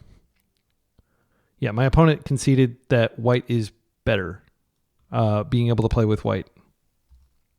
So I'll just keep all this stuff up, and then we can do instep stuff. Borrower, that's fine. Now I could just deploy my own Doorkeeper. Well, if I deploy my Doorkeeper, then they can put theirs back into play. Maybe I don't do that because that's an enabler for their Dreadnought. Maybe I wait. I think I'm just going to draw and see if I can find. Okay, Daze is pretty bad here. Definitely would like to shuffle that back. I could just deploy my Borrower. You might be asking why I'm doing this now. Just to reduce the likelihood of them having hardcast Force up. It's unlikely this Daze ever does anything in this matchup, but having 2 Borrowers out, first of all, we'll have to keep 1 back because their life total is so low because I took that hit. But having Tamiyo up makes a huge difference. Also, their Borrowers are only attacking for 2 as long as Tamiyo keeps going up, and that is a great card to pair with our Force. I'm just going to attack with one of them and see if they want to make the trade, which is not a big deal to me. I do want to do some damage, though. We have so many different angles covered. I'm not worried. Okay, and they concede. They don't really have removal in their deck, is my understanding. So the question is, do we change anything? I think we take out Doorkeeper Thrall completely. I just think that it's better to be able to deploy Dreadnoughts on our own terms rather than kind of enable theirs. The other thing we could do is we could bring in Nulldrifter, but they're not playing Doorkeeper Thrall. The only ways they have to get their Dreadnought into play are Dress Downs and Stifles. I think Hullbreacher is good here. Wait, Consign. Yeah, I think we bring in some Consigns because these replace the Doorkeeper Thrall, essentially. Like this counters Murktide, and I think that's it, really. It just counters the Murktide. There might be some other trigger in their deck that it counters. I think we can take out Wasteland, but we don't have a land to replace with, so I'm not going to do that. I think Daze comes out on the draw. Nulldrifter does feel pretty good, though. I mean, if we resolve it after fighting over a lot of stuff, this might be the match where we do want it. But if we want to do that, then we probably do need to have Doorkeeper Thrall back in our deck. Oh, man. I'm not sure. I'm really not sure. I think Hullbreacher is fine. They are going to be drawing cards a little bit. I mean, it seems like they're just straight tempo. So maybe Hullbreacher isn't worth it. Maybe we just bring in 2 Nulldrifters. Daze is terrible, though. I think I just take out all the Dazes and I bring in the Consigns. Yeah. And the great thing is we don't have to play Force of Negation because... Yeah, we could bring in a Nulldrifter. I don't know. All I know is Doorkeeper Thrall. And this way, the only thing we're using white for is Plow. So it's not the end of the world if we get wasted off of it. Yeah, I'm going to do this. This may seem weird on the draw. I'm not going to be wasting them at all. I'm just going to be trying to get my basics out and ramping up toward a Nulldrifter, which even if they counter the Nulldrifter, it's not that big of a deal. Because you get the cards. So it's okay. My consolation prize is 2 cards. Not bad. I think the main way we lose here is they just... I think the main way we lose is we get wasted out of the game, which this hand will potentially get wasted out of the game. This hand will not. This hand is freaking phenomenal. I'm going to put back... Dreadnought is a potential blocker against theirs. Nulldrifter is a late game card. I think I'm going to just put back the Nulldrifter. If we can stifle their land, that's a better use than getting a Dreadnought into play. Because they do have Brazen Borrower. They may have 4 of them if they're not playing any other removal. So we don't want to get 2 for 1. I'm going to pass, and I'm just going to go get an island. If they fetch for some reason, then I'm just going to go ahead and stifle it. It looks like they may have stifle in their hand. Wasteland, okay. Luckily, I'm playing 2 basic islands precisely for this situation. And that is one of the luxuries of playing a... Wow. Okay, cool. Yeah, this is great. So we've potentially got double island. And we're just going to wait for them to do something.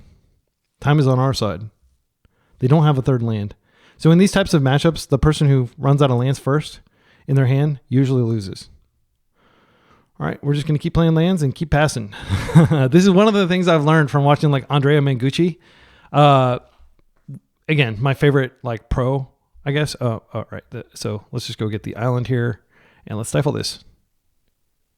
And if they force, I'll just stifle it again. Okay, they do force. Congratulations, you've stopped that. Now I'm going to go stifle you a second time. All right, that worked. Now we just have to hope that they don't draw land. Tamio's perfect for this situation. We can flip her if they somehow try to interact with her, which I don't think they're going to be able to do. They could have Dismember. That's the one card, the removal spell. That breaks the color pie. I wish they'd never printed Dismember, but it is a card that you can technically play in mono blue to remove creatures. And if they Dismember, I will happily brainstorm. GG. Okay, so we won as the better Dreadnought deck, frankly. Like, I don't know that our play was necessarily tighter than theirs, but I do know that our deck is way better than theirs. And I will say that with confidence. My opponent also endorsed. So we did the 4-1, and I still have a ton of energy. This deck is just slaughtering people. Look, the only two games we dropped were against Eldrazi. I'm going to go again. I'm having fun. Like, I feel like this... let's do you blue-white Stiflenought. We're just not changing a thing. We're just going back in with our play points that we just won, and we're going to destroy some more combo decks and maybe go up against some fair decks, which would be refreshing. And I'm very refreshed to go up against Dreadnought. That was fun. That felt a lot more kind of tactical, like playing around stifles and figuring out like double stifle. Like, you can't play around double stifle even if you have Force of Negation, right? So yeah, I'm sure our opponent was thinking, oh, they have stifle, and they're like, oh, well, I've got Force of Negation, and we just happen to have an answer. We couldn't have like dazed it, so they were very careful in having that wasteland and timing it when they did, but they couldn't afford to wait. We had the greater number of fetches, and it's worth noting that had we kept the first hand, which had a Tundra, we would have lost that game for sure, because they drew wasteland. Okay, Lederhosen. I've played against this person. We're on the play again. What the heck? Allow listed.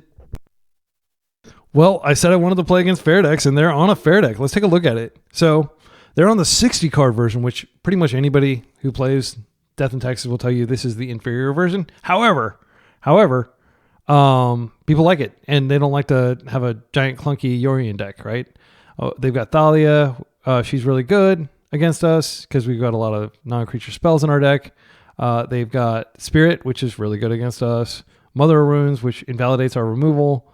And importantly, they're only playing 1 Solitude and 4 Plows. So, but they do have Skyclave. So they have 7 ways to remove our Dreadnought, which I'm not thrilled about. I think this is probably not necessarily this might be the nightmare matchup, actually. Because if you think about it, like, no, I think assuming we can get the mana out, I do think that we're going to be able to get a lot done with our creature that we're boarding in, Nulldrifter. I'm going to mulligan this. So they don't have a Yorion top end, which means that we can grind them out and win, but we don't have a lot of ways to grind. How many Crockuses are they playing? 3. 3 and 60 cards. That means that Tamio is not likely to be good, but Tamio is... What? Didn't we just mulligan? Oh no. This is not good. Holy cow! 3 one wasteland hands in a row. Well, I mean, we would be crazy to keep this. They are a 4 wasteland, 4... and a higher density of wasteland and Rishadan Port. We can't keep this. I think we might just scoop if this is a bad hand. Okay, this is not a terrible hand. It's not a good hand by any means. Stifle goes back. Okay, so we're going to keep 2 lands and a Tamio and a Brainstorm. Okay, and here's what I'm thinking we do. Turn 1, we play our land and end step Surveil. Turn 2, we play Tamio, and now we have the ability to flip her. That is a good reason to play Tamio in your deck. And our opponent might think we're a combo deck, because who else would mold a 4? Only an insanely unlucky person like us.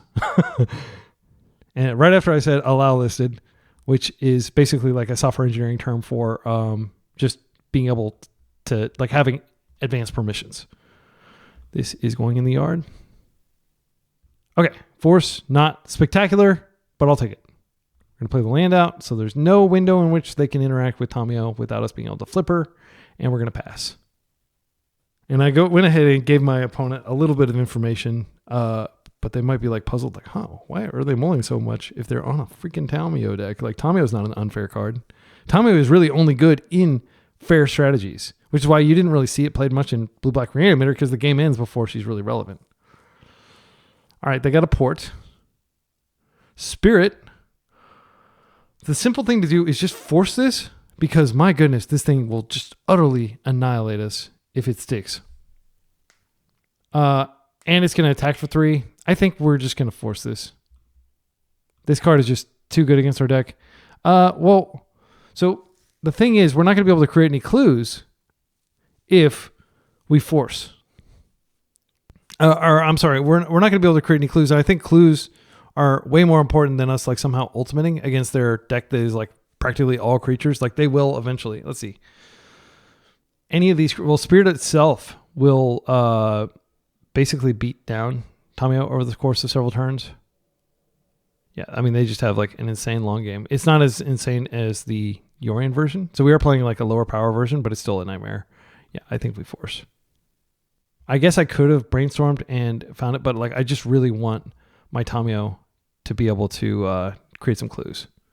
And this is precisely the reason why, like, you know, lots of dead draws in our deck at this point. And I do think, sadly, we do need to go ahead and crack this now, because next turn they can just file in. So I'm going to go ahead and crack it. I'm going to get the island as well. No, I'm just going to get Tundras. I don't want them to screw me off a color. Let's draw here.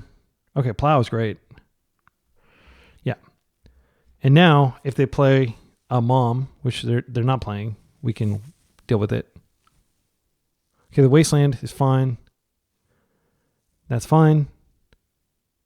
Okay, and now what they can do is they can essentially kind of like stop us from being able to crack clues this turn cycle. More land would actually be good here. And it's just going to burn off unless they somehow put a creature. Okay. Force is terrible. All right. We're just going to keep passing. And we don't have a way to flip her if they find one of their 3 Karakai. Karakai being the plural, Latin plural of Caracas, I believe. I'm not a Latin teacher. You know who is a Latin teacher, or used to be, is Thraben Yu. I think he taught Latin, but he's a teacher. Actually, Bosch and Roll was a teacher too. So something about teachers and Magic the Gathering. Land, please. Wow. You know what? I don't really want to pull a land out of my deck here. There could be a window where we do draw a land, but if we take this, we reduce the possibility of finding a land. I think I'm just going to be decisive and I'm just going to fetch the damn land. My opponent's like 4 minutes ahead of clock. They're not thinking nearly as hard about what they have to do as I am. And we'll be shut off white forever if we grab the Tundra and they waste it. Oh, wait. No, we have one more. I'm going to grab Tundra. I also live dangerously. Now that they're up to 3, we don't have to worry as much about Spirit of the Labyrinth coming down instant speed uncounterably. So we can, if we find a land here, we can crack it. Oh, so lucky. All right. And I think I'm just going to keep my white up and then I'll crack the clue later. Okay, here's Scary Town. Are they going to exile our creature? Flicker Wisp. Well, unfortunately, we're going to lose that clue, but I'm not going to lose my Tamio because I am going to plow this. I don't want to lose Tamio. I don't have a way. Yeah, we do lose the clue, though. It's better to keep the Tamio. But yeah, that's pretty scary. Like, Flicker Wisp is really good value. Are they going to go up? They're not. They may have another Flicker Wisp or Skyclave or any number of different things. Again, this is the Nightmare matchup. This is the 20% likely to win matchup. Thalia is not that big of a deal right now, but she definitely will be with this Rishon port out. Okay, but they're not porting me this turn, which is nice. Maybe I can draw another Plow. Daze is a pretty terrible draw. I'm going to go ahead and go for this, I guess. If they have Flicker Wisp, I'll just concede. Okay, they didn't have Flicker Wisp. I'm going to hold up Force just in case they put something on the stack. They should never cast spells. They should always just file stuff in. If they file stuff in, I can't beat them. But if they give me a window to counter something, I will. Okay. So we're taking that. Another land. They should never cast spells. Why cast spells? I guess they have to cast this, right? Okay, so I mean, I could just daze it. If I daze it, though, I can't crack a clue. If I force, I can't crack a clue. I don't want them to get Spirit of the Lab back. Wait, there's no reason to technically tap that. I'm just going to do it like this. The old turn 4 days against Death and Taxes. Never would have thought that would have been relevant. Doorkeeper Thrall is freaking awesome against their deck. I should have technically done it. I mean, I need to do this now. They may have a plow. I can't wait, though. This is too good against their deck. All right, wow, it's in. Now all their ETB triggers are turned off. I've forgotten that we have Doorkeeper Thrall. This is actually really good against them. It doesn't stop Spirit of the Labyrinth. It would have stopped Pre-War Formware, though. Okay. We could very well run out of time before we beat them with the way our deck is built. They should port us. Just force us to use this. Okay. Let's draw. Do they have it? They don't have it. Okay, great. Now, if we draw a land, we can play a Dreadnought. Stifle is bad. I think we don't risk the Doorkeeper Thrall attacking in. We're just going to win with Dreadnought, assuming they don't have a plow. Next turn, I will not crack a clue. Oh, I should have attacked with freaking Tomio. That was bad. Yeah, I should have created the clue just in case we need it. But maybe I'm getting lucky here because they're viling something in. Flicker Wisp. Yep. They're probably going to go to Doorkeeper Thrall so they can get some other stuff going. What's this? Oh, never mind. They can't do anything. Wow. Holy cow. Doorkeeper Thrall holding the fort. I'm so glad I captured this on video. This is great. Doorkeeper Thrall. There's like a, like on the Dreadnought Discord, there's like a room or a thread or whatever it's called, where it's called Random Stuff the Doorkeeper Thrall Stops. And people just talking about like situations where Doorkeeper Thrall has been phenomenal. They attack with Tomio. I'm just going to block. I think I block here. We need to preserve our life total. Next turn, we do have Dreadnought, which will kill them in slightly more than 2 swings. That's fine. I'm just going to let it happen. All right. And now I'm just going to play this out. And I think we just chill. Yeah, because we want to be able to block them and deal damage. They need a plow really badly. Green Elf needs food badly. If we can somehow win this game, it'll just be the most ridiculous upset. Like mulling to 4, having like getting double wastelanded. They did have this, and unfortunately, because of Richard on port, we don't have a way to answer it. So we just get a bunch of life back. But I mean, future draws are alive. Right, so we're just going to do exactly what we did last turn and take another 3. But we're at 21. The bad news is our clock is very low compared to theirs. Here's the port again. Sadly, I think we do have to draw. They're down to 1 card in hand, though. Yeah, I'm just going to crack this and hope that they don't have a thing. Drawing a land is fine, too. Brainstorm is terrible. Okay, we're just going to pass. They can attack us for 3 a turn.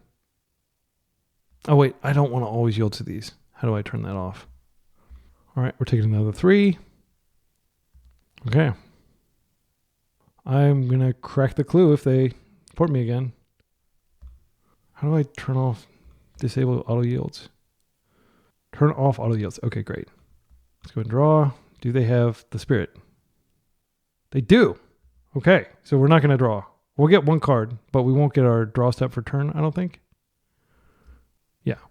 So we get 1 draw now, but we don't get our draw step draw. Okay. Now I have a force, which is not terrible. It does give us a force of will effect on the subsequent removal spell. But our hand is pretty terrible. And they are attacking for slightly more now. It doesn't make sense to do anything about the spirit. I'm just going to wait. I mean, we could flip Tomio and reduce the amount of damage they're doing, but a single swing from them will stop that. So we're going to take 6 here. We're going to drop to 9. We really need to draw another Phyrexian Dreadnought now. I'd love for them to just give me something to force. Just attacking with that. Interesting. Well, that's fine. It's coming through. Yeah, because this was played last turn. I'm surprised they're keeping it back. It doesn't make any sense to me. Maybe they think it's more valuable that way. I'm just going to let it happen, I guess, for time's sake. Not do the float thing. Okay, another land. I think we just pass, and we can dress down during their turn to draw a card. We can actually dress down end step, and that turns off Spirit. That's fine. And when it turns off Spirit, then we can brainstorm if we need to. Not that that's like a particularly strong play. Okay, I'm going to go ahead and fetch. I'll just get the final Tundra if we still have one. I think they may have wasted us off our final Tundra, so I'll just get a basic island. Unless they have some card that I don't know about that stops us from being able to fetch. There are some cards in white that Death and Taxes has historically played, but it doesn't look like that's in here. So let's go ahead. Dress down. We get to draw for turn. And then next turn, we can get rid of this bad Brainstorm. If they attempt to port us, we'll just Brainstorm with that mana. They have 2 cards in hand. They could be like ETB trigger cards, but it doesn't matter because ETB triggers are shut off. This is exceptionally unfortunate. Yeah. Okay, but we do have this, and if we do manage to draw, okay, another dress down. So we could still find Dreadnoughts, maybe even more than one. So I'm going to go ahead and blue Brainstorm here just to get it out of my hand. Make efficient use of my mana. Maybe I should have waited to draw because like Thalia is technically off right now. But we're basically dead next turn to attacks. Let's see, 6, 7, 8, 9. Yeah, we can survive for one more turn. Best thing we can see, double Dreadnought. That would probably win us the game. They're tanking on this Brainstorm really long. I'm going to do the test thing. Make sure. Okay, cool. So we can Plow Spirit. We can Borrower to block Flicker Wisp. Cards that I don't think I ever want to draw include Spell Pierce. Tamio is not particularly good here. Well, I mean, yeah, she's going to die if I cast her. So I could like kind of like use her as a one-off wall. It's not good though. I'm getting the Spinner, which I don't want to be getting right now. Okay. All right, we redraw one of those cards that we looked at. So I think I probably should have just been patient and waited till after my draw, and then I could have drawn. And maybe seen something that's relevant. They have the ability to redeploy cards. I think the best thing to do is probably, like, they could have Thalia in hand. If she's legendary, that would make sense for something that they would still have in hand. The other option is we don't do anything and we just wait until the end step and we dress down again and maybe find something. Or we could just concede. I think conceding is fine here. I don't think we're going to win because we would need to get exceptionally lucky from here. Yeah. We'd need to get so lucky that basically we'd have to wait another turn cycle, dress down after taking, 6 damage, 7 damage, being at 2. And then we'd have to also, I don't think any number of, Dreadnoughts are going to keep us alive there. Okay, so cards that are good here. Hullbreacher is terrible. Actually, none of our cards are good, but there are some bad cards we can take out. And I think Nulldrifter does come in. Because if Nulldrifter hits the table, like that's probably GG. It's extremely strong against them. Stifle is not good against them. It does hit a lot of triggers. And it does give us early Dreadnought, which I think we probably need in order to win. Daze is terrible, even on the play. Well, is it? I think it is. So my temptation would be to cut the Dazes and then to play like this. This still gives us plenty of interaction. We could bring in Consign. Consign is just not as good, as flexible as Stifle, even if they're not playing. Like the only artifacts in their deck are the actual Aether Vials probably. I mean, technically they have cards like, what's it called? But this counters colorless spells This doesn't counter. So their best equipment is colored. It's white. The pre-war firmware. So because that doesn't stop, I don't think we do anything with that. I think we could keep in the days. I don't know. I think days is not the right call. Yeah, I'm just gonna run it like this. Grafdigger's Cage doesn't do anything. Hullbreacher, again, they don't draw more than one card a turn, so it's not going to do anything. Yeah, I'm just going to bring these in as potential ways to end the game because we need a higher density of threats when they're playing 4 plows and a solitude and 2, what's it called? Yeah, and we're having some serious latency with MTGO. I just checked my internet speed and it's 750 megabits per second. So that is not the cause. It is definitely MTGO being weird. Okay, so I'm gonna keep this, or I'm not necessarily gonna keep this. I'm gonna go first. This is gonna get an island. Then we can get the. Yeah, I like this.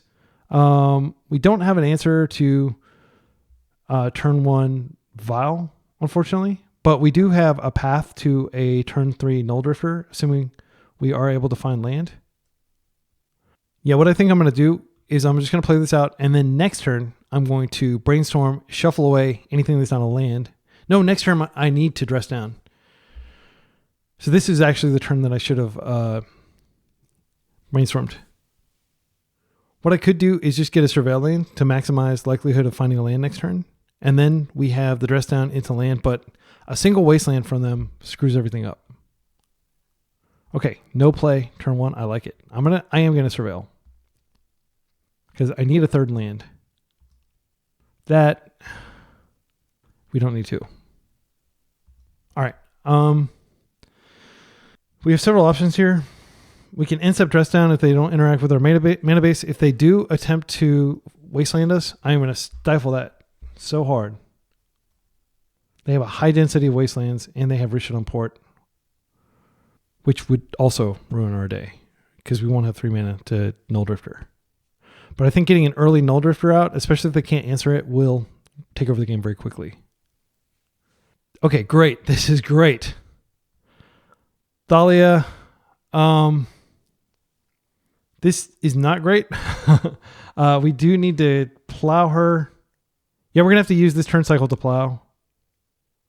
The other option is we brainstorm now. I think we just brainstorm next turn. Yeah. We'll let this resolve. Go to end step, and I'm just going to plow her because it's too much. It cramps our style too much. All right. Not what we want to see. I do need to find a land here. I'm going to brainstorm, and if we don't find a land, we're probably cooked. High likelihood of finding a land. We did find a land, and we found a Doorkeeper Thrall, which is great. Doorkeeper Thrall shuts down so much of their deck. I'm tempted to just play out the Doorkeeper Thrall here. So what I think I'll do is we're not going to shuffle, so I'm just going to stack these. And we're just going to Nulldrifter and a Nulldrifter. Assuming MTGO doesn't freaking spin. Like, why are you spinning? I have 750 megabits per second. I have an incredible connection to you. Okay. And I think I'm just going to play it out like this. Now. No, I'm going to wait until the trigger's on the stack. Because they don't have a vial. There's no reason to wait. And this way I do have the potential to either dress down or, dress down would be fine too. Because we get a card out of the exchange. We don't have to worry about them plowing dress down at instant, which they can do at instant speed. They can't remove an enchantment at instant speed without a vial in play. Sometimes I wonder if I've played Death and Texas so much and I've played Esper Vial so much that I overthink every possible line and it causes me to play really slowly because there are just so many potential lines, so many things that could happen, and I'm going to lose due to time just by overthinking everything. So that if I were just playing ignorantly, from a position of not really understanding a lot about Legacy or even the deck and just, I think I'm going to jam the Nulldrifter here. I feel like I would actually be better suited to win this matchup because I wouldn't be overthinking everything and I wouldn't be going to time. The good news is double Nulldrifter will end the game quickly. Especially because we can just stifle the second one. We don't even have to wait to get the... If they tap out, then we still have to worry about Solitude. So I don't think we can... I don't think we can take the Doorkeeper line with our current mana. Okay. My test went through, so I know that they're actually thinking over there, and it's not just me disconnected. After losing that trophy yesterday, and I do believe that I would have trophied. Like we had an extremely favorable matchup, and we were already ahead in game one. You know, again, anything can happen. You can lose against an incredibly favorable matchup, but just disconnecting was absolutely heartbreaking. Like, I think like the internet may have gone down for like a significant portion of Texas. I know one of my opponents like timed out, and they may have been in the same region of Texas on Spectrum, which is the internet service I use. Shout out to Spectrum for going down during my trophy run. Yeah. My opponent has the luxury of time. They're like still 4 minutes ahead of me. Okay. They're going through. My opponent may have disconnected though. I can't think of why they would be thinking this long. But usually MTGO will say Lederhosen has disconnected. They could just have like some incredible series of cards. I mean, like Death and Taxes is an incredibly deep deck that is not allowed to exist due to Oops All Spells and Mono Black Storm and Epic Gamble and stuff like that.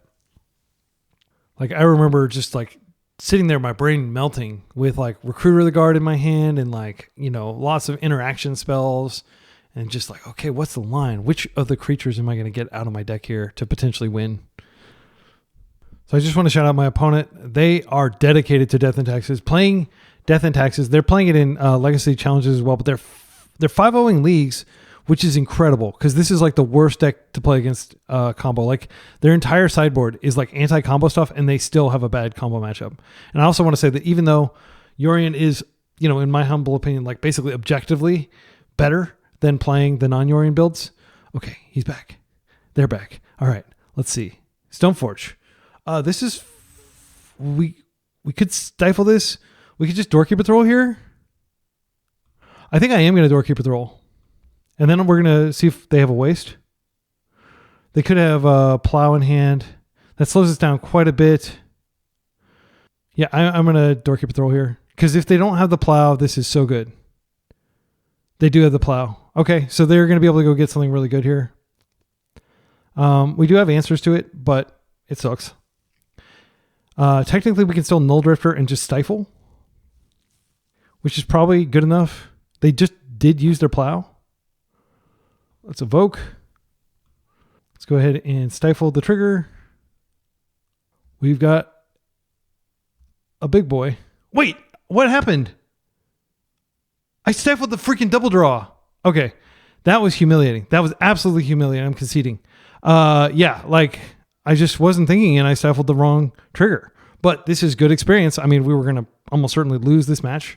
So it's humiliating to lose in such a silly manner. Like, oh, I want to stifle the evoke. No, I'm going to stifle the draw too. Oh my goodness, that was humiliating. But again, if we're going to lose, let's lose in a matchup where we're already extremely unfavored. But we probably would have won that game had I not done that, because they would have needed removal, and we had a second one on deck that would have taken 2 turns to deploy, because if we drew a land, we could have potentially deployed it faster, because we did have the dress down, and we knew that we were drawing a second Nulldrifter. But I didn't even check. I assumed they got Caldra to end the game. Yeah, that was bad. Sorry, everybody. Sorry, my most excellent friends, for doing such a boneheaded play. But this is a teachable moment, right? Think before you stifle. When you've got like multiple triggers on this deck, make sure you target the right one. I just got freaking complacent, and I was playing like under too much time pressure, making sure that I didn't run out of time. And I made a punt, a huge punt. Huge. All right.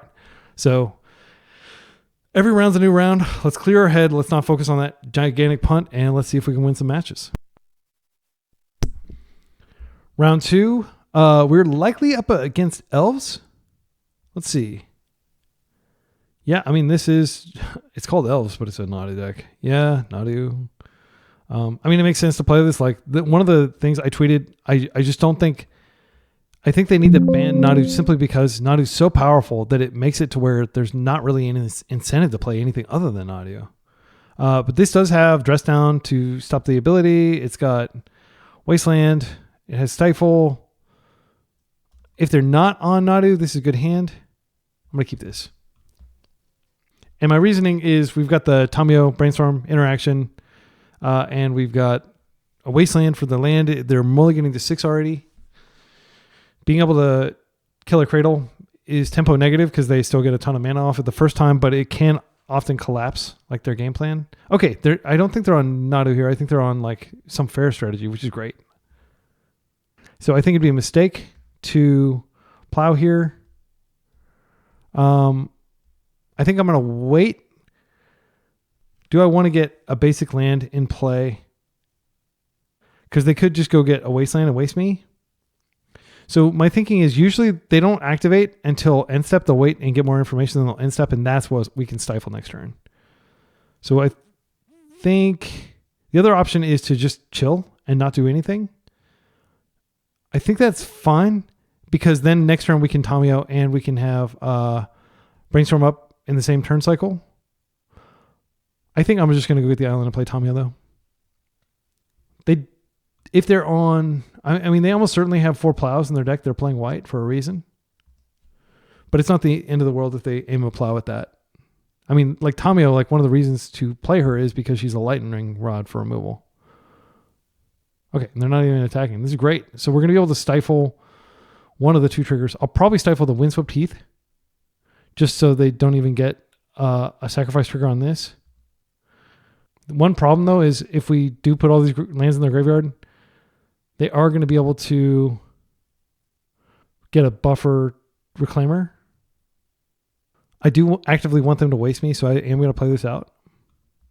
I'm going to go ahead and attack. Do I want a flipper? I think I do. Well, guess what? I've got a second Brainstorm. Okay. This is great. We've got the combo. We get to Brainstorm again after this, so I'm just going to put back some lands. Our MTGO is doing that spinning thing again for some reason. I've got like the latest Mac, basically. Like I have an incredible amount of CPU power. Like Mac Silicon is like way better than like Intel. I've got tons of RAM in my machine. This is like a MacBook Pro that I use for software engineering. Like there's no reason why MTGO should be spinning here. Okay, so this flips. All right, now we get the second one. And here I'm going to put back 2 lands. I don't really care about those. They might have some sort of Thoughtseize effect. I'm just going to plus here, and we're going to pass. And they can't activate Reclaimer anymore this turn, but next turn they can, maybe twice if they want to. We have Plow. We've got a lot of answers. And we're just going to ride the Tamiyo train. It feels really bad to use a removal spell, like to be patient and use a removal spell, waiting for your opponent to cast Brainstorm to flip their Tamiyo, and then, haha, got you with my trap card. And then they're like, nope, actually, I've got a second Brainstorm. Like, I've been on the other side of that interaction before. Okay, so I'm going to wait till they... this is going to be a great stifle here. So let's plus. So the question is, do I want to stifle, or do I want to just go with the dress down? I think what I can do is I can wait to end step and dress down. Because I do want to nuke their land. I feel like that will be so much better. I might be able to get them to 0 white sources. Let's see what they do here. They activate. Okay, I'm just going to stifle this. Now I'm just going to waste them. Now they've got a 3/4. And they can attack. And if they don't do anything else, I can just plow. They could have that card, the green card. I'm just going to plow now.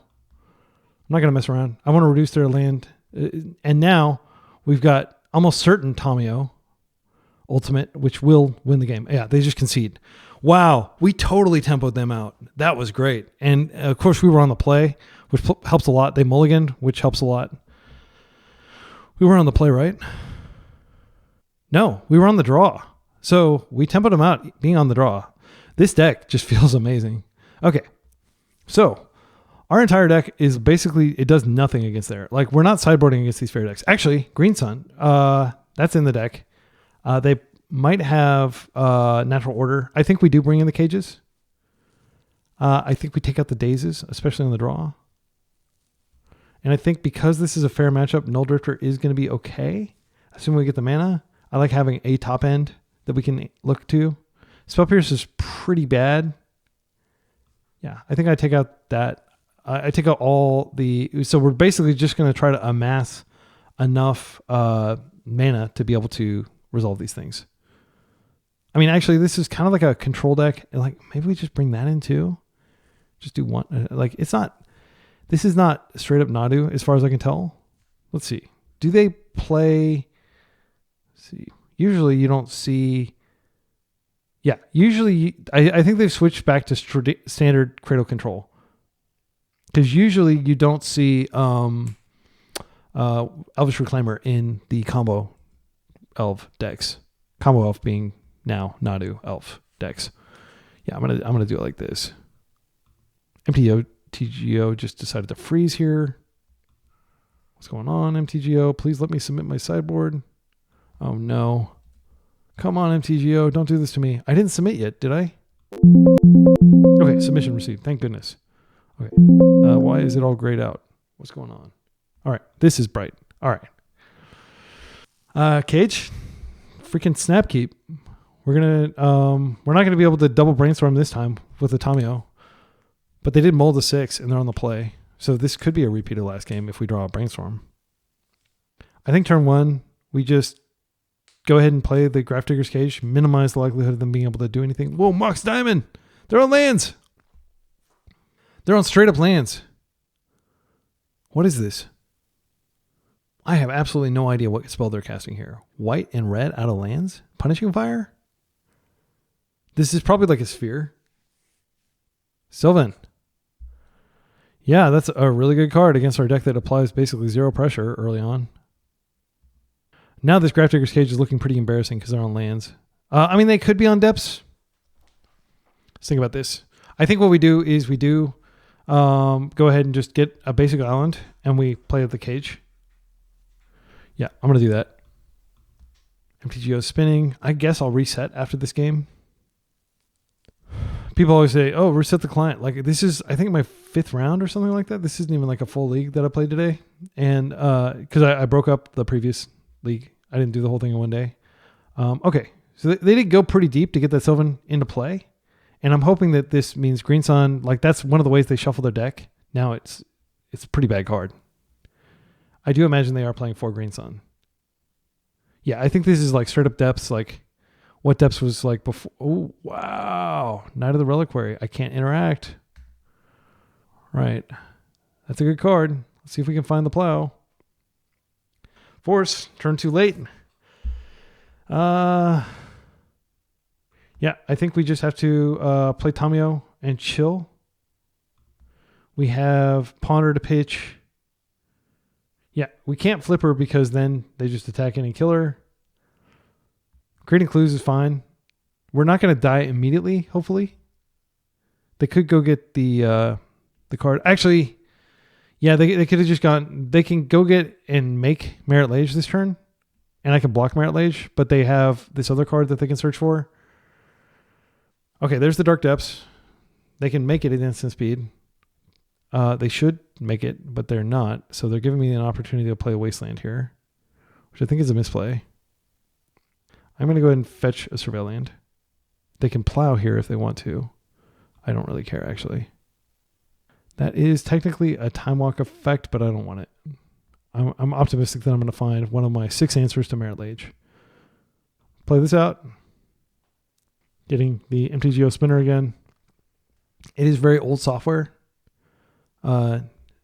Daybreak is taking it over and they're doing their best to keep everything running, but like as a software engineer, I can say like you really do accumulate a lot of cruft over the years.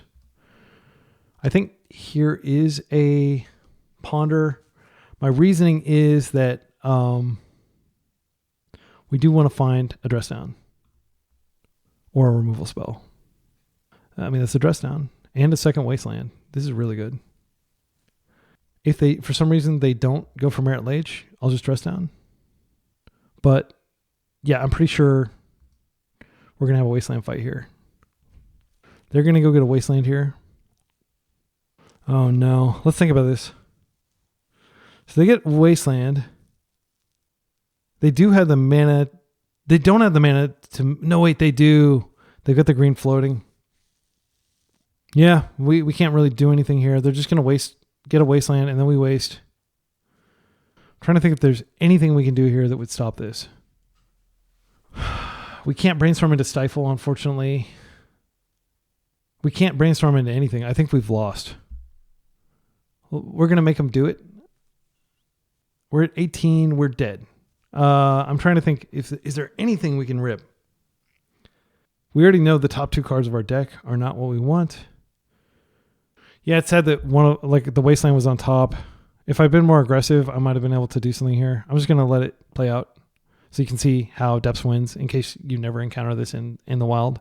Because, frankly, nobody plays it because, unfortunately, it's just not a strong deck against combo. This is one of those other decks like Death and Taxes, Maverick, Depths. Like, there's so many great decks that, unfortunately, in the MTGO leagues, you just keep encountering, Red-Black Reanimator now, I guess, and cards like that, decks like that.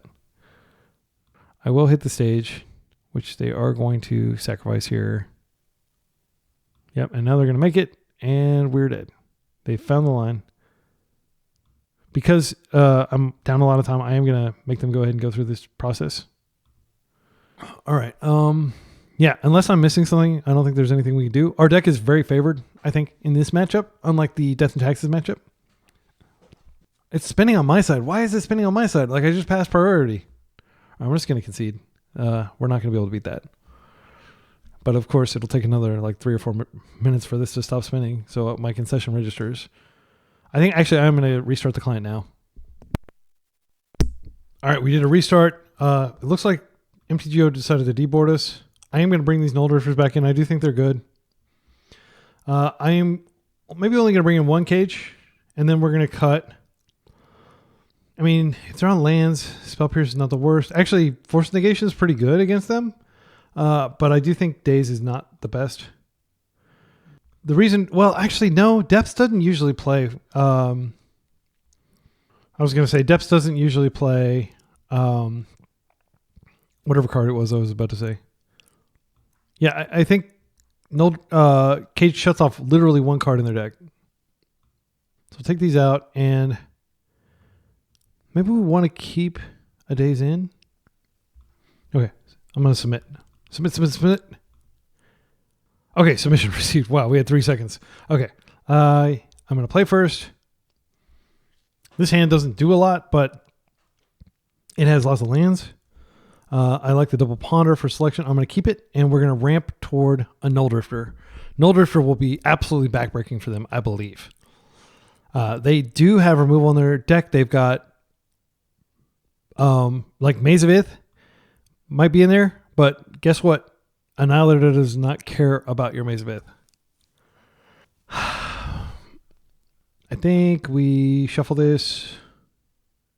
Yeah, I don't really want to draw any more land if I can avoid it. All right, we found the Nulldrifter. We've got a line. Turn 2, dress down. Turn 3, Nulldrifter. Turn 4, my opponent conceding. Hopefully. That's the dream. Okay, you have my Elvish Reclaimer. That's fine. Right. So we're not going to be able to both Nulldrifter and Dreadnought.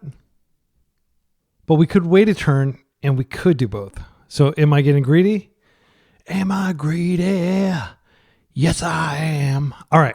So what I'm going to do is I'm going to stifle their Elvish Reclaimer activation, and then I'm going to wait 1 more turn, and then I'm going to do the Nulldrifter.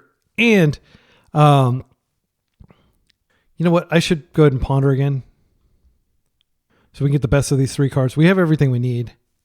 I think a Daze is actually fine, and they may not activate. Doorkeeper Thrall doesn't do a lot against their deck. I don't think I want it. So I'll take the Tamio next turn. I'll take the Daze now. And maybe I don't even take the Tamio because I don't really need Tamio. But I like the ability to stop some oh no spell. All right. They're choosing not to do anything. I think we go ahead and... they could get a Wasteland here. That would be pretty annoying. We do want to shuffle. Yeah, I don't want to give them a window where they can waste us. Now I can go fetch. Do I want to just get islands so I am wasteland proof? Because they do have 4 Wasteland in their deck. I think I do. Okay, so now we're drawing wild. Another Dreadnought.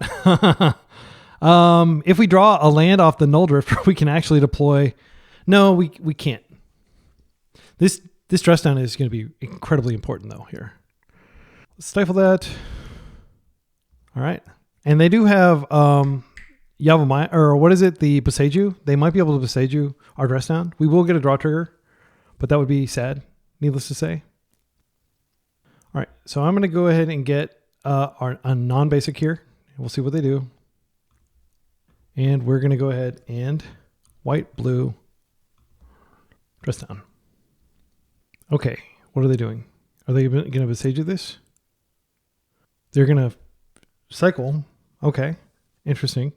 They don't want to lose the cycle. Flagstones. Okay, so they're just planning to build out their mana base, which is respectable, but I'm not sure that it's the right strategy here. Okay, so we have Plow. I think we could just drop 3 Dreadnoughts here, and I don't see how we lose. They could have I'm not sure what they could have here. I absolutely could, you could say this is greedy and that I should have plowed. But I just don't know how they're going to win now. I can't fathom a way that they could win from here. All right, we did it.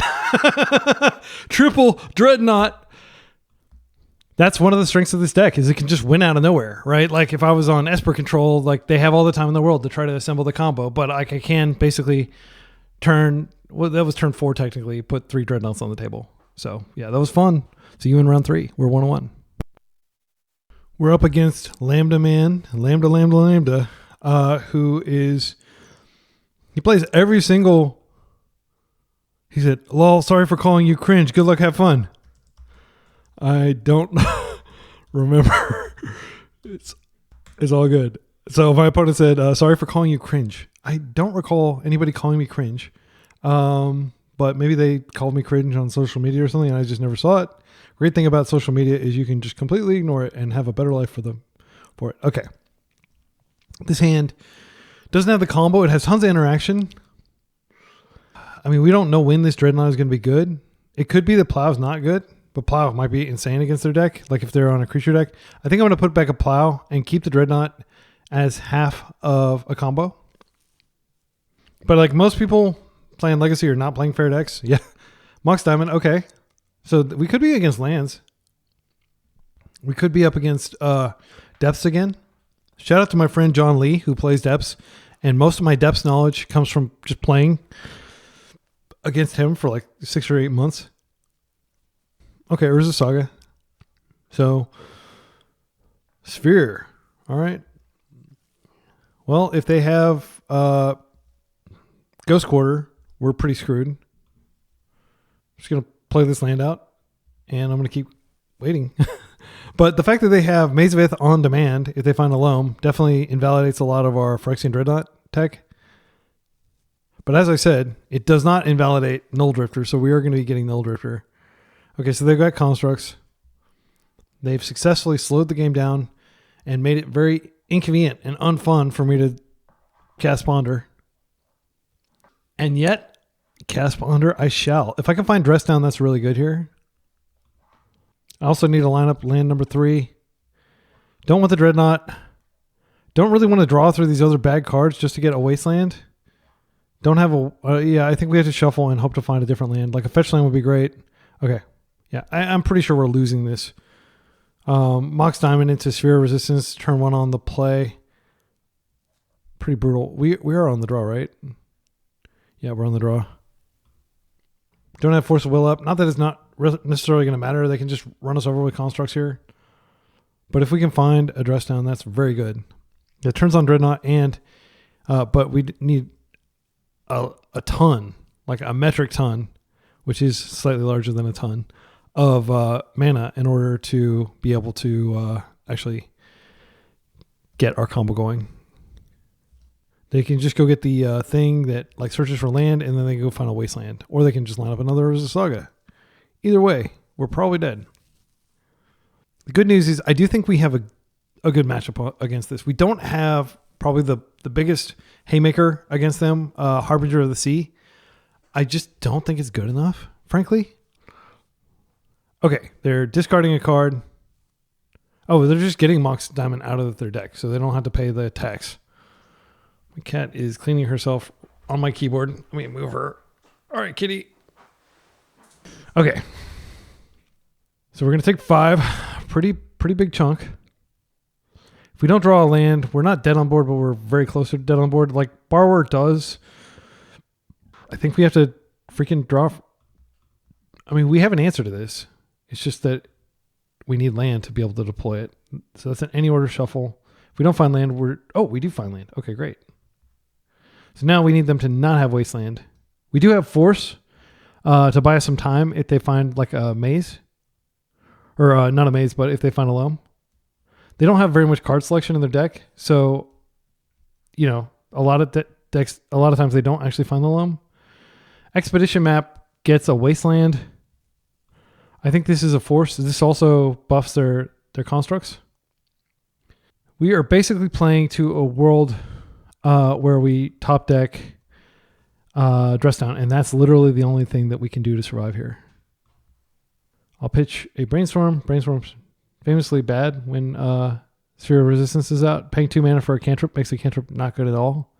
Brainstorm goes from being the best card ever to a pretty bad top deck. All right, a land would be okay, but the only thing that can save us here would be dress down. Let's see. Technically, a land, no, because we wouldn't be able to both plow and so dress down. We could, okay, hear me out. We could Dreadnought and plow it. It's so bad, but frankly, like that's the only option we have, and it only keeps us alive for like 1 extra turn cycle. But we do have land. Okay, I'm gonna do it. All right. With the ability on the stack, we're gonna plow it, and our opponent's gonna laugh their head off because this is like the most absolute desperate thing you can possibly do. But we are surviving for 1 more turn cycle, and we could find a dress down. We have to play to that world. Also worth noting that if we brainstorm and we find dress down and land, we can still dress down. Also worth noting that, no, we're dead. We're dead if we have to borrower. That's not a line. Crop rot. We can't do anything about this. They're going to go get maybe a wasteland. Wasteland does shut off our brainstorm into land and dress down line. But it also reduces the amount of lands they have by quite a bit. Or it reduces. Yeah. I mean, no, it doesn't. It's the land neutral thing. It is card disadvantage, but they'll still have the same number of lands. Okay, blast zone. So now they're preparing for the world in which we get our win con out. But actually, our real win con is going to be this freaking Brazen Borrower over the course of like 20 turns, if we can ever turn the corner. Let's go ahead and do this. We are looking for dress down and a land. All right, good game. All right. I had to play those out. I hope you don't mind my most excellent friends watching me do these desperation plays. But like, in my opinion, you should play to your outs. Like, I've stabilized too many games after like surviving an initial volley to like give this up. Like we do have lots of cards in hand. We lots of game. We just need to get these off the table and we'll be okay. All right. Post board. Force definitely comes in. Very good card against them. I think Consign is okay. Is it okay? Stifle's definitely better. They do play fetches. I think Nulldrifter comes in.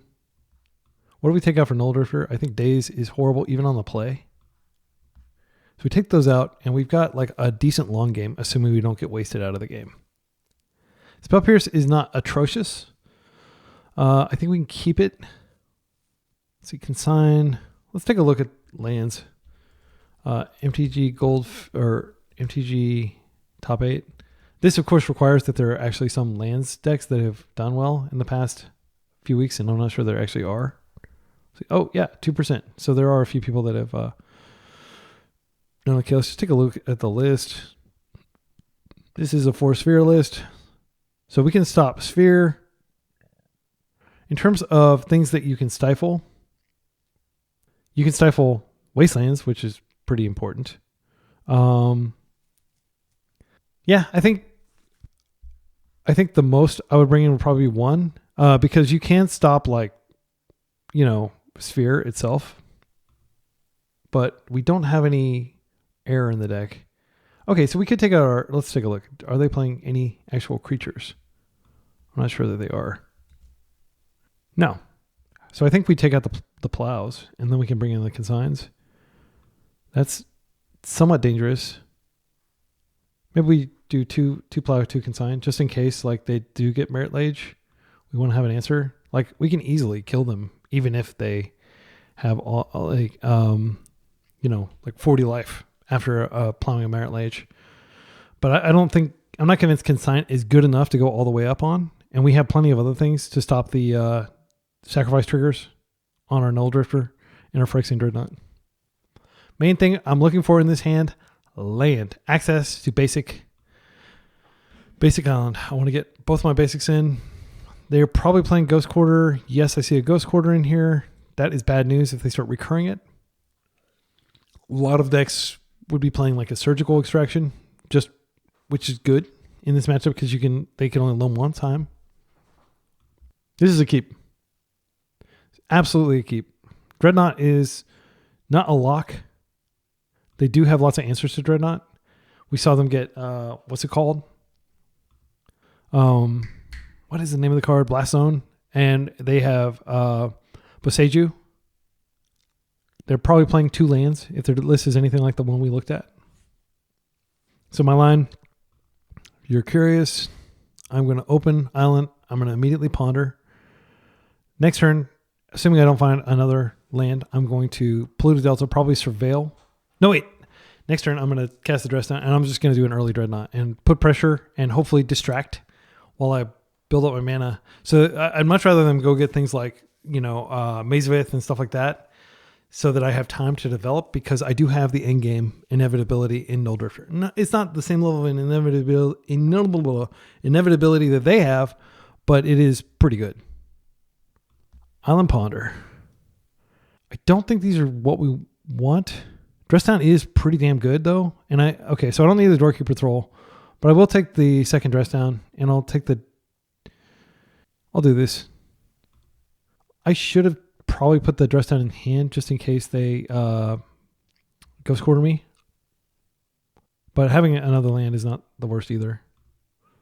If they Sphere, that does slow me down, and then I'll be brainstorming in step instead of yep. There's a Ghost Quarter. Oh my goodness. Are we going to die to freaking Ghost Quarter? Okay, thank goodness. I was so worried it was going to be a loam. There still could be loam, but not yet. All right, so we don't want the card on our top of our deck. I think I'm just going to... Is there any reason to wait? Not really. Yeah, I'll just get some more information, and then I can brainstorm. I am going to have to fetch to brainstorm, but we're not going to be able to Dress Down now. So we're just going to go get another island. Expedition Map is fine. I'm so happy that Ghost Quarter's in their graveyard. Like, I do not want to lose one of my islands.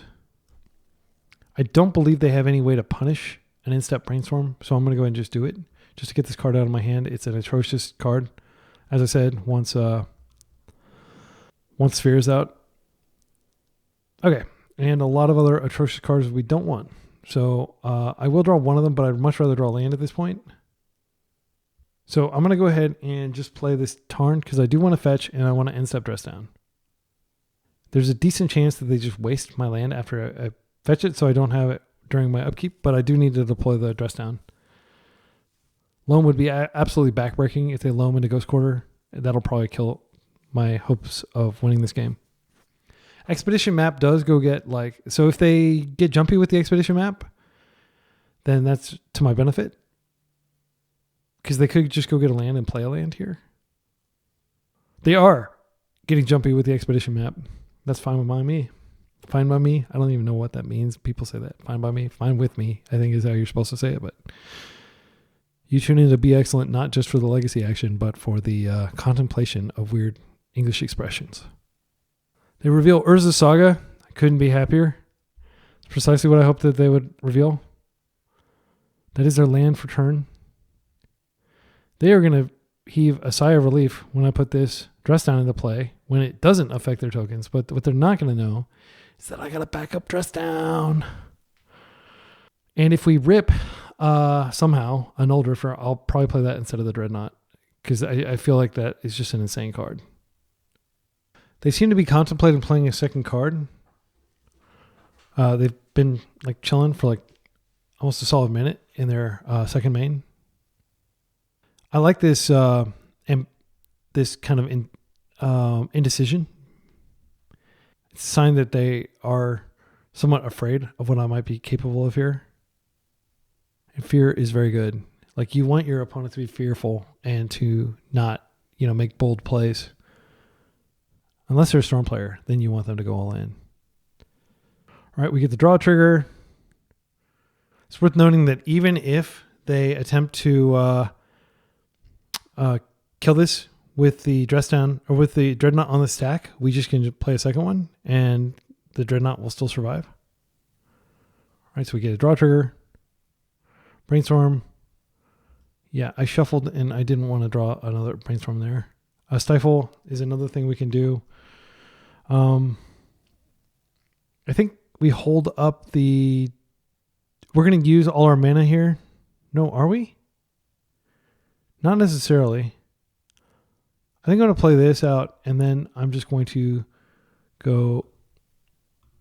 I'm going to use the disposable or like the potentially wastable mana and I'll play the Dreadnought with that. Now we have Stifle up. I'm not sure what we would Stifle here. They're Pyroblasting that. So I didn't think about Pyroblast as a potential thing.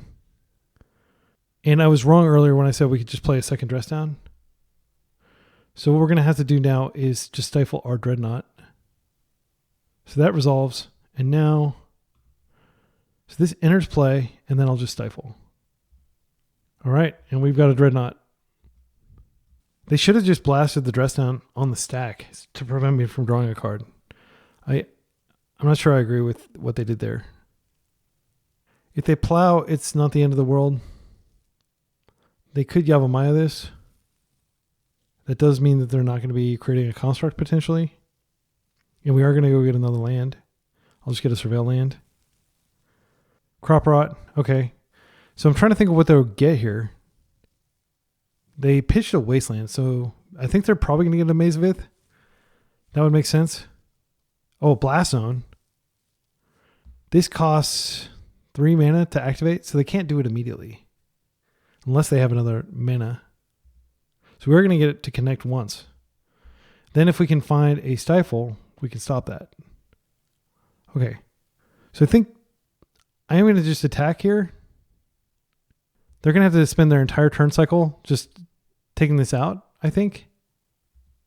I do think it's worth going ahead and brainstorming here. Or I want to put back the Ponder. Ponder sucks here, and I can potentially archive it away. Yeah, let's go ahead and do it like this. Let's brainstorm. Okay. None of these really solve anything. I can put these two back, and then I can shuffle. And then I can deploy a Tamio, but Tamio will get blown up. I'm not convinced Plow is important here, because if they want to survive, they have to kill our Phyrexian Dreadnought, which requires all their mana. So I think I'm going to put the Plow back.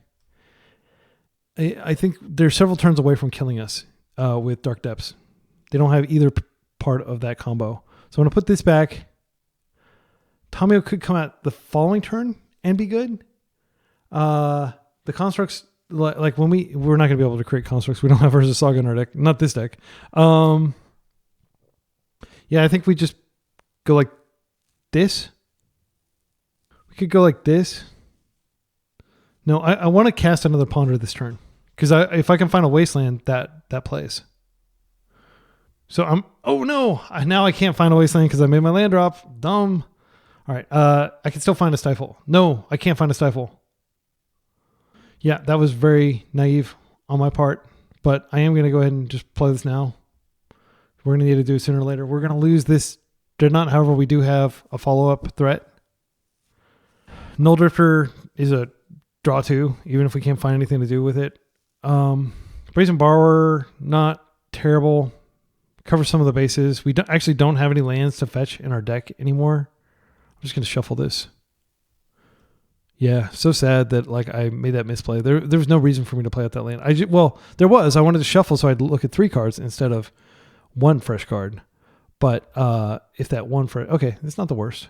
We'll pass. So this can beat them down. It's slow, but it is a path to victory. Okay, they are creating a construct here, which is fine. Let's see if they get confident and decide to create another one instead of blast zoning. They should blast zone here. But they may get overconfident, thinking like, oh, I've got like a Maze Wraith or something I can get. That's what I want. I want them to get confident and get comfortable, and then boom, dress down. Now you're dead on board again. Okay, they're just searching. Maybe another Mox Diamond. Or nothing? They didn't get anything? Okay. I mean, that makes sense if they're going to blow up things with Blast Zone anyway. Attack me for 3. I'll take it. Maybe worth it to just deploy the Brazen Borrower over 2 turns. Consign's okay. I think I want to go ahead and archive first just to see what my top card is and see if I can plan around. Because if my top card is Nulldrifter, then I'll just dress down instep. Getting the MTGO spinner thing again, despite having restarted and despite having a 750 megabit per second connection, which, you know, yeah, this is a keep. I'm definitely going to keep that. I think what we can do here, we have the mana. We don't have the mana to hold up Consign and Borrower. We do have the mana to Consign and to deploy Tameo, though. So I think I'll do that.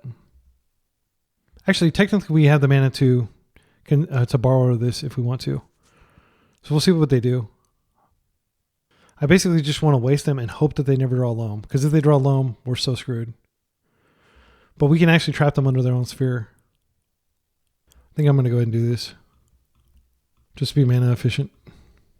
And if they have some insane, artifact that they cast here, I'll be, I'll put the clown mask on. The meme where I'm like, had perfectly good opportunity to do something else. Decided to borrow. Wasn't able to interact. Okay, Crop Rot. This is fine. Are they gonna give it protection? What are they doing here? If they give it protection, then my borrower never comes into play because it fizzles. But I'm not sad to see that Crop Rot go out before I was about to waste them, because I'm definitely gonna waste them next turn. Okay, interesting. They just grabbed Ancient Tomb. Do you have something to do with 2 mana with Ancient Tomb? Okay, that timing didn't make any sense to me. All right, let's Wasteland. I'm just going to go ahead and do this now. They don't have green mana up. I'll attack. I will pass, and I'll just play out the Borrower in step to get my beats going. This is the dark side of playing a deck that has like 30 lands in it, but it also plays Sphere of Resistance. Sometimes your opponent just gets ahead. Gosh, MTGOs give me lag like every click for some reason. I hope I don't go to time. This is like up against lands, you need every minute of your clock because they have so many triggers. Like especially they get like a, whatever it's called on the stack, Tabernacle, the expensive card. Then you're just clicking like for every single creature, you're clicking like 2 or 3 times. All right. And we have the answer to Urza Saga. They don't even have the mana to create tokens. I'm just going to attack here. I'll create another clue. Do we want to flip? Flipping isn't the worst because we can get back a Stifle. I think I'll do that. Brainstorm. Dreadnought is good. We can consign that next turn. I think I'll just keep the Dreadnought and I can end step dress down. Yep. And like they're super dead from so many angles. I just need to make sure I don't run out of time. Game 3 could be, a 20-minute game. And I need to make sure I've got time on my clock. I think even if they find Loam, which is not the best card in their deck because they don't have enough mana, I'm not actually sure how they get out of this. They're dead in 2 turns just from the Borrower alone. Okay, they found a waste, which they're almost certainly going to use to create constructs here. It's worth noting that they are as low on time as I am. So, and their deck does take a while to win. So we might actually be okay. Life from the Loam. Well, I am going to force that. Let's see.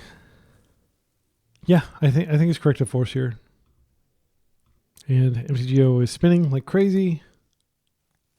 Okay, and they conceded. They didn't even need to see that we had Dress Down to cover everything, and we had Tomio taking up. I mean, there was no way. We tempoed them out there under their own sphere. And I've heard a lot of lands players say, like, sphere lands, you're doing it wrong. I think it was like Jarvis Yu, who's like the land man. That's actually a real thing, like that's his job title. Yeah, he's like, yeah, if you're playing sphere, you're playing lands wrong. And I don't know, it's popular, but I am definitely more afraid of lands decks that aren't playing sphere than I am of decks that are playing sphere, especially when I'm playing a deck with 2 basics in it and 9 fetches to go get those basics. I don't see any obvious sideboard substitutions. Consign is fine. It's blue. It pitches to force. Yeah, I think we keep it. I mean, like, Brazen Borrower is so much better in this matchup than Plow is. It deals with all their creatures, I think, are tokens. So borrowing it is like removing it, but you're not giving them 20 life when you borrow it. On the draw, this hand has land. It has force in case they have some broken start. We can force their first thing, and then we can develop a Doorkeeper Thrall. We could potentially Meticulous Archive. That opens up to Wasteland. Gosh, it's hard to know whether this is a keep. My instinct is this is a keep because we have 3 land and we could mull and not find a lot of land. I'm going to keep. In my Meticulous Archive, I'm probably going to be looking for land. The most dangerous thing they can do is cast another one. Gosh. I mean, this could be the death of us. They've already got the Ancient Tomb out. I don't want to live in a world where this is out. It sucks that we're on the draw this game because I would 100% just, consign it and be done. But, I mean, we could trap them under it, potentially with Wasteland, but that's really cute against the lands deck. I am going to go ahead and archive first, and I'm almost certainly going to get this wasted, but boom, land on top. And we're just going to keep drawing lands and try to draw out of this. We've got double Plow if they try to go for a quick kill. Wasteland, inbound. Yeah, wasting them would have been horrific, assuming they have any more lands, and they have way more lands in their deck than we do. I think we play this. Yeah, and then we have the Plow up in case, like, somehow through some miracle they make a Merit Lage next turn. We want to be able to remove it immediately. I'm not even going to crack this Flood of Strand. I'm just going to keep it in play for a few turns. I am worried about Ghost Quarter. That's like the scariest card in their deck because we only have 2 islands and they can very quickly run us out of land. We're playing a high fetch count, but not that many fetchables. I think we're only playing like 6 fetchables. So 3 Tundras, 3 islands, or 2 islands. So we can end step this Doorkeeper Thrall next turn. Borrower is additional insulation. I'm going to play this out. I'm going to pass. If they had Life of the Loam, they would have used it. I don't think there's any point in going after the Taiga here. I'm not sure actually what they likely have. They probably have a Pyroblast. Okay. That is a waste target for sure. I mean, if we're going to waste something, it's going to be an Urza Saga. I'm going to go ahead and get the Tundra, and I'm going to go ahead and put the Doorkeeper in. It doesn't do anything, but they might not know that, and they might expend resources trying to kill it. Depending on what we draw, if we draw Nulldrifter, we're going to slam that. We could go for a quick... Yeah, I think I'm going to ponder here because we could find a quick Dreadnought. Nulldrifter is the best card by far. But unfortunately, we are going to not be able to cast Nulldrifter now. This turn cycle and next turn cycle as well if we want to waste. Which, I mean, we may not waste. We may just let them... If we can get Nulldrifter lined up, I may just let them develop that Urza Saga out. Because they're going to be taking damage doing it. And we have 3 answers to constructs in our hand. I don't think they have any clean answers other than maybe Plow in their entire deck. This is a land. It's a force, which, yeah, we don't really want any of these cards. I would definitely take the land, but I don't want to have to draw through these other cards. Is the thing. I think we can do better. Okay, that's great. So I'm going to pass. to upkeep. So if they want to do something with like crop rotation, they have to do it. I will go ahead and attack for cheeky 1 damage. I don't think there's any harm in doing that. If they want to crop rotate, they're going to have to do it with their mana on upkeep. We'll go ahead and do this now. I realize they have crop rotation in their deck. It's likely that they're going to crop rotate here, and we're going to be down. It'll still technically be a 1-for-1. They'll replace the land, and they're using the card to replace like the wasteland effectively. But they won't be able to float mana and do anything useful with it. There's the crop rotation. That's fine. But I mean, we got rid of the Urza Saga. So actually, it's going to come in with a trigger. Oh, interesting. They went for stage instead. Okay. I'm happy to see stage and not wasteland. Wasteland is actually what I'm worried about here. At Dark Depths, we've got that covered in 2 different angles. They're just going to make it now. That's fine. Okay. They paid a high price for that. And I think we just plow.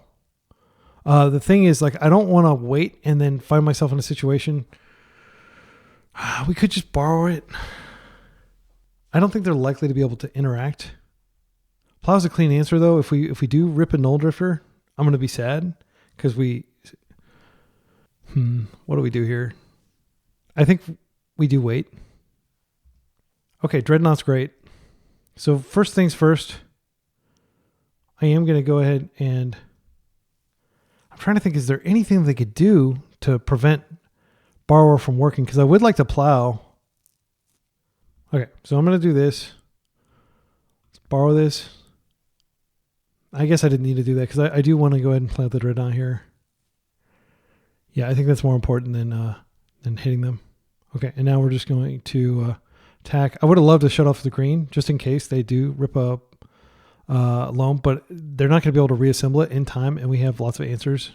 We can't keep it going forever, though. We will eventually run out of interaction. Even if they take a turn to get rid of this, they're going to be dead to Doorkeeper Thrall. And we do have our... so if we connect even once with Dreadnought, it's going to be pretty good, is what I'm saying. If they have the... Okay, they just had it in hand. All right. Yep, that answers that. All right. I do think we play this out, and I do think we waste them off their colored source. Because I don't want them to draw loam. If they draw loam, I want them to have to, play a land first, so they can't immediately start, doing stuff.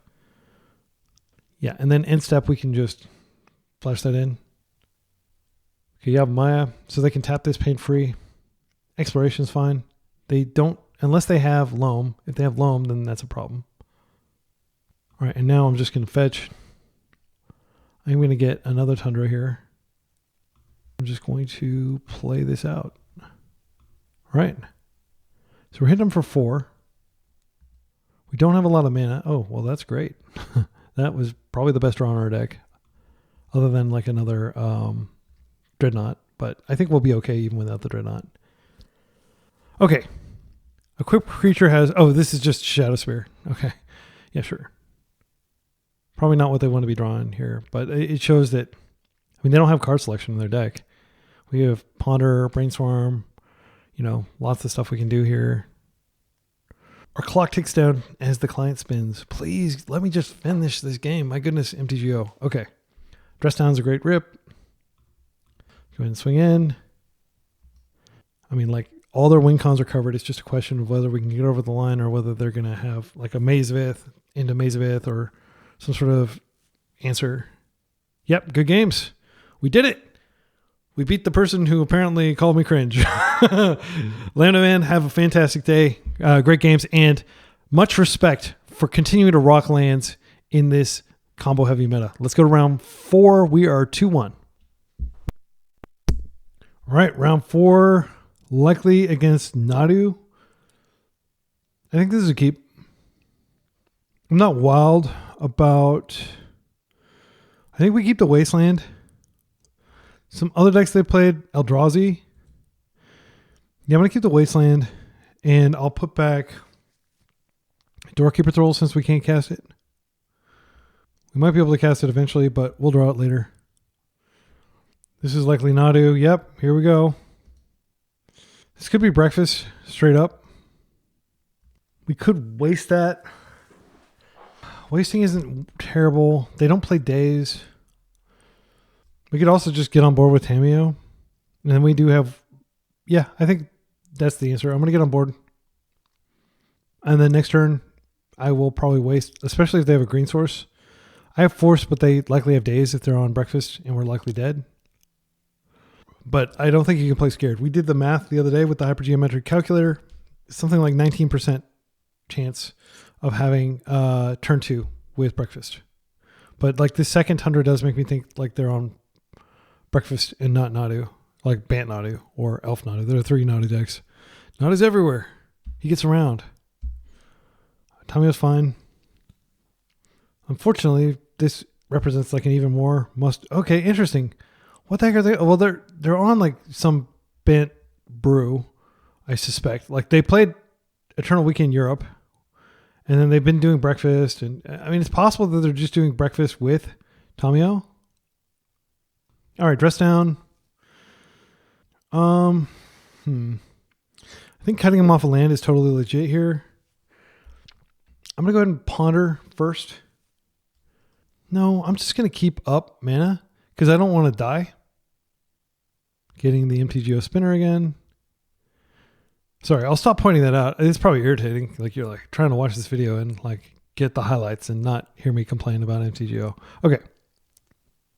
Yep. And what I'll do is I will upkeep this wasteland just in case they have something like they want to do with their mana. It's speed. I don't think there's any reason not to upkeep it. I've got more mana coming. There's the brainstorm. This I cannot stop. I'm not going to stop it. I have Brazen Borrower in my deck. I don't think we can. I don't think we have the luxury to stop this. This could be the death of us. We do have lots of things we can draw into that can end this, but they're getting a suboptimal brainstorm. They're almost certainly losing their land here.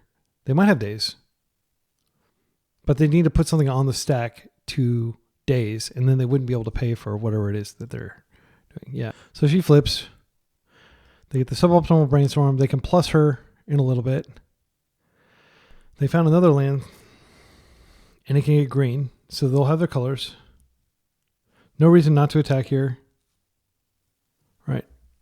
So we have a lot of stifles, which can stop the Tamiyo ultimate. So I'm not super worried. We also have 2 Brazen Borrowers in the deck.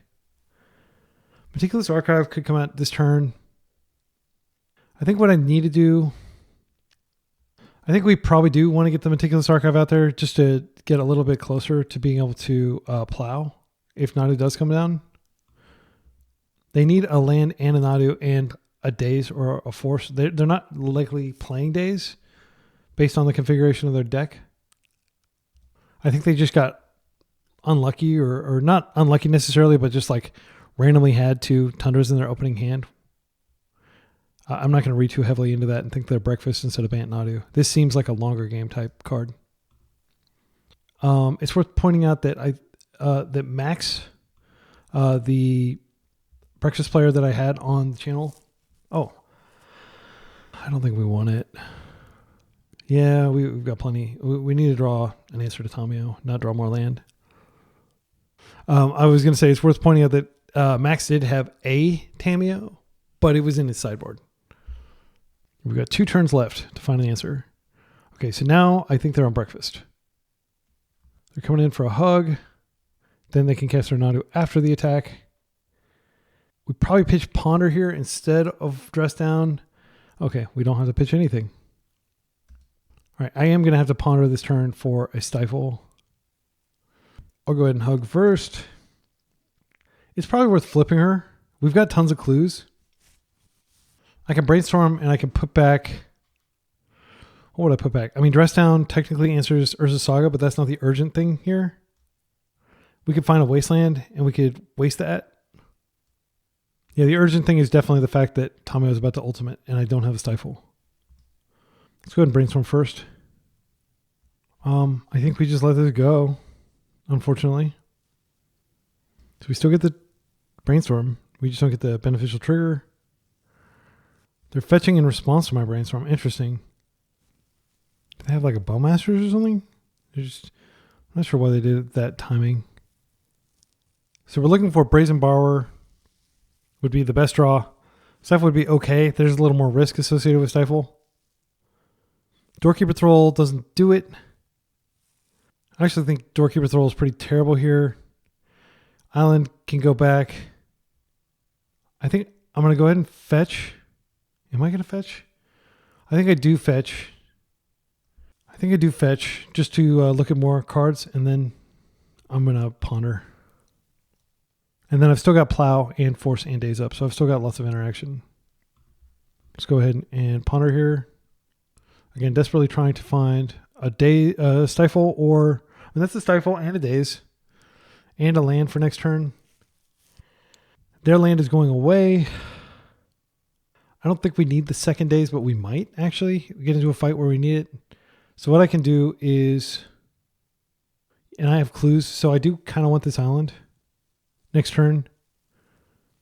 I think I'll just, sorry, I'm having so much trouble stacking this. I'll keep the Stifle in hand now, just in case it becomes relevant somehow. And when they ultimate and I Stifle, that's going to be pretty good. When they spend a couple turn cycles creating constructs and we dress down them away, that'll be pretty good. Their own brainstorm is fine. We're not fighting over really anything they do other than Nadu or Cephalid Illusionist. We're fighting over that, and we're fighting over them ultimating Tamio next turn. Wow, they played another one. Okay. They've got a lot of mana. So Daze is probably the pitch to Force. And I'm kind of wishing that I had Island on top instead of the other Daze. But it's important to note these lands are going to go away. I'm at 17, so I've got lots of life buffer. Oh, they are minusing. Okay, well that's fine. They're going to get a brainstorm back. They're going to combat. All right. So I'm just going to draw cards. I think I want to draw this island. And then I want to play it. I think we pass. Yeah, we definitely want for them to... We could just draw another thing if they don't do anything this turn. They are going to get a shuffle off of the Urza Saga, but they have to draw one of these cards back. But they want to make efficient use of their mana. If they go for a...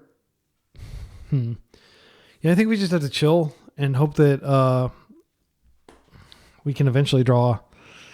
We're not going to draw Nulldrifter because this is game one, but they probably have... They've used one Plow. They can buy a Plow back with Tamio, which we can stifle. But yeah, we're not in a good place. I don't expect to win this game, but I'm going to keep trying.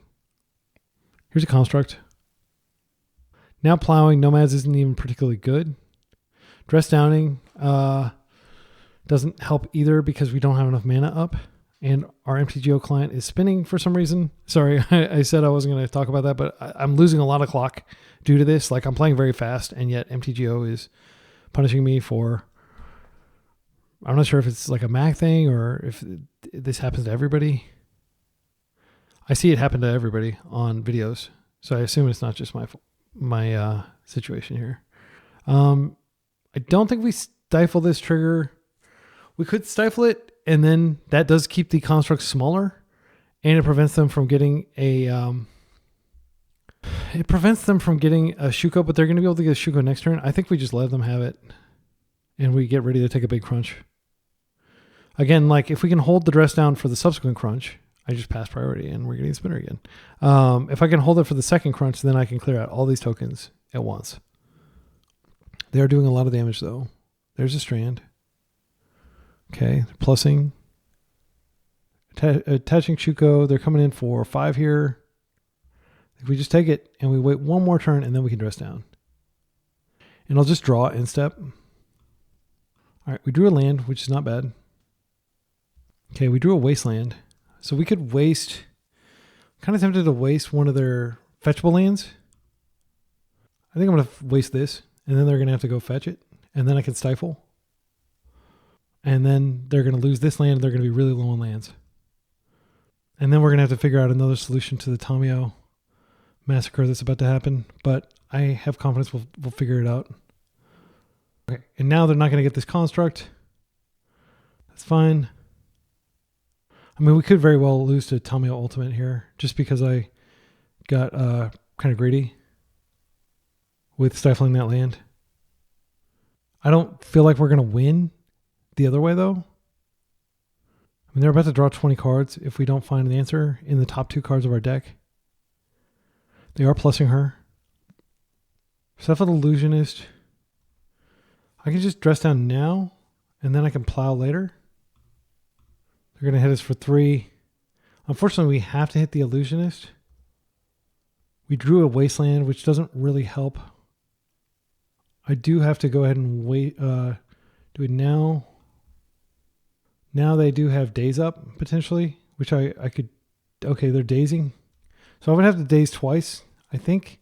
Sadly, I just have to force. And then I don't have the ability to daze back. Gosh, this is a quite... I'm not sure that I played this correctly. Yeah, dazing twice means it's going to be very hard for us to crack this clue. Yeah, I'm going to do it like that, and we're probably going to get blown out by a second daze. Okay, now I guess we're not blown out, but we do have to worry about this Tamio. If we answer the Tamio, then we just have to worry about this guy. They don't have a lot of land, but they did put one of their lands back in hand. Yep, that was pathetic. Like, I feel like we kind of threw that. I feel like going after the Stifle was a big mistake, or stifling the fetch was a big mistake, because we could have just held it for Tamio Ultimate. And we probably also could have played slightly tighter to where we were never really exposed to daze. Yeah, I'm not happy with how I performed in that round. I have to be completely blunt with myself. The good news is we have Grafdigger's Cage, which is not great against Breakfast when they have Nadu in the deck, but it does shut down like that line. And Hullbreacher seems, I mean, it stops Tamio Ultimate, makes our clues bad. We could board in Nulldrifter. Nulldrifter would have been really good there. Let's talk about what we don't want. They are going to likely have Prismatic Ending. We could take out the Phyrexian Dreadnoughts.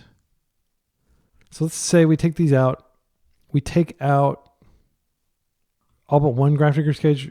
Like, really, one is how many you want to draw. Brazen Borrower answers Tamio flip. Doorkeeper Thrall is good. I don't think we take out all these out. I think we keep some in. Like, it is an answer. The weakest card is Force. Like, it just sat in our hand the entire freaking game. Maybe we take out Force and we bring in Dreadnought. Like, it feels bad to take out Force when your opponent's a combo deck and they can turn to you. We do have Spell Pierce. We have Stifle. We've got a lot of interaction. It's just that I don't want to 2-for-1 ourselves, is all I'm saying. We don't necessarily need all the lands, but because we are a Tamio deck and because we're playing Nulldrifter, we shouldn't cut a land. I think I'm going to play like this without Force. And I'm aware that, like, if they just keep playing lands and stuff, like, things are going to be very bad for us. Yeah, I mean, I already submitted, but I'm already kind of regretting taking this approach. I feel like Spell Pierce could have come out because their scariest cards are creatures. We'll see how we do here. This doesn't do anything.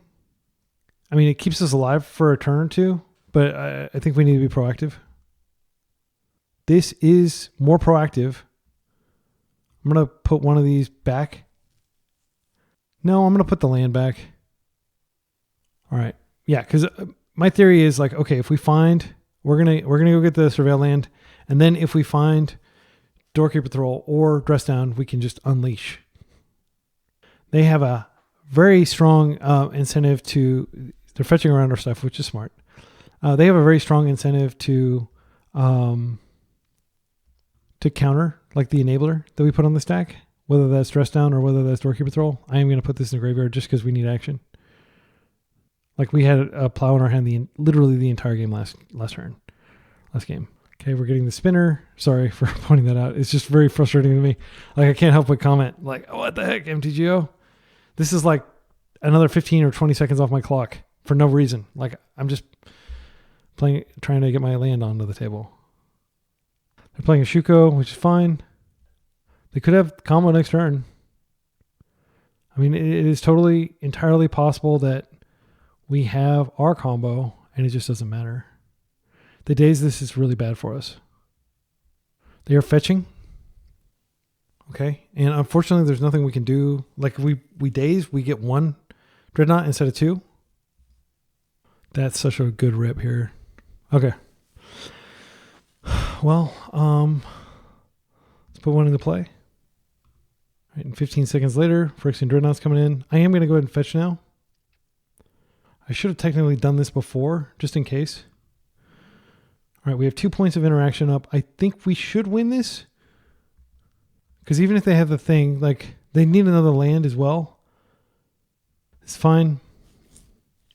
Not sure if they have an answer to both of these somehow, but they could definitely find, like, Prismatic Ending and get rid of one of them and then get rid of the other one the next turn. But I will be dazing to defend, I think. Unfortunately, I can't do anything about that. And they do have Nadu mana, so it may just not even matter next turn. They may just be able to run over us with Nadu. Okay, they're fetching. I don't think they have any more basics, so we are going to be able to waste something. This is redundant B. I'm not going to do anything about it. I'm trying to think if there's any reason to play this out. We've already used our Surveil land. I think I'm just going to attack and hold it up. No, like maybe... I mean, this is the last turn, functionally. Like, they either answer this or they don't. I'm going to go ahead and hit this land here. And we see whether they can answer it. Doorkeeper does shut off their combo. It's fine. They could find land plus plow, but I can still hit them 3 times. Okay, they conceded. Wow, we got 1. All right, game 3. All right, so game 3... with them fetching basics, with them being very mindful of the fact that we have interaction, like Stifle and stuff, I don't think Daze is where we want to be, especially not on the draw. I'm going to bring the forces back in. And then I think that's it. I mean, they have Prismatic Ending. We saw that. So we can count on Prismatic Ending, like not letting us do our thing. I don't know that they're actually playing Green Sun Zenith. I don't think we should play this because we already have several on main deck answers to the card, to Thassa's Oracle. So I think if we just go up on threats a little bit, we can close the game before they can find a line. The only other options to bring in here are Force Negation. No, I don't believe that Force Negation is good. I think we just have to hope that we don't have to mulligan, that we find Wasteland, that we're able to resolve one of our 2 powerful interactions. I think Spell Pierce is fine because they're not going to play around Spell Pierce like they would play around Daze. So it might be kind of like I think this is the hand. I think we're going to keep this for sure. We have Stifle to interact with them a little bit. We dress down. They probably have at least 3 Dazes in their deck right now on the play with Breakfast. They're fetching around our Stifle. They're putting, Ponder on the stack. Yeah, that's fine.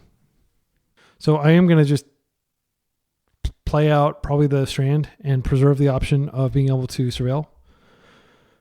Would we Stifle a fetch activation? I think we would. That is going to get forced, or wasted rather. I think I'm going to let this happen. I think I am going to go ahead and Surveil here. Okay, so option time. In 2 turns, they are going to get...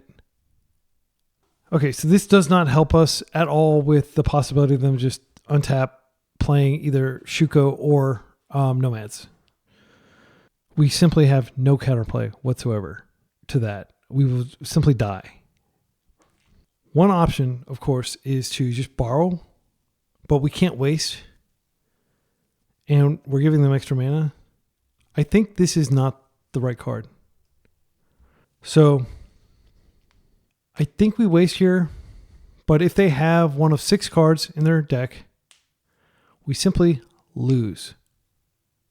If we wait, the worst thing that can happen is they create a construct. I think it's better to just keep mana up. We have a dress down. Yeah, I'm just going to do this. I'm going to wait 1 more turn. We will kill this before I can get the thing. But if I have the option of potentially dress downing Instep and playing Nulldrifter, yeah, I'm not sure what to do here. I feel really afraid of their combo. Do we want to do anything Instep? Like bounce this Illusionist out of play is one option. If we dress down, they certainly could just daze it. I think it's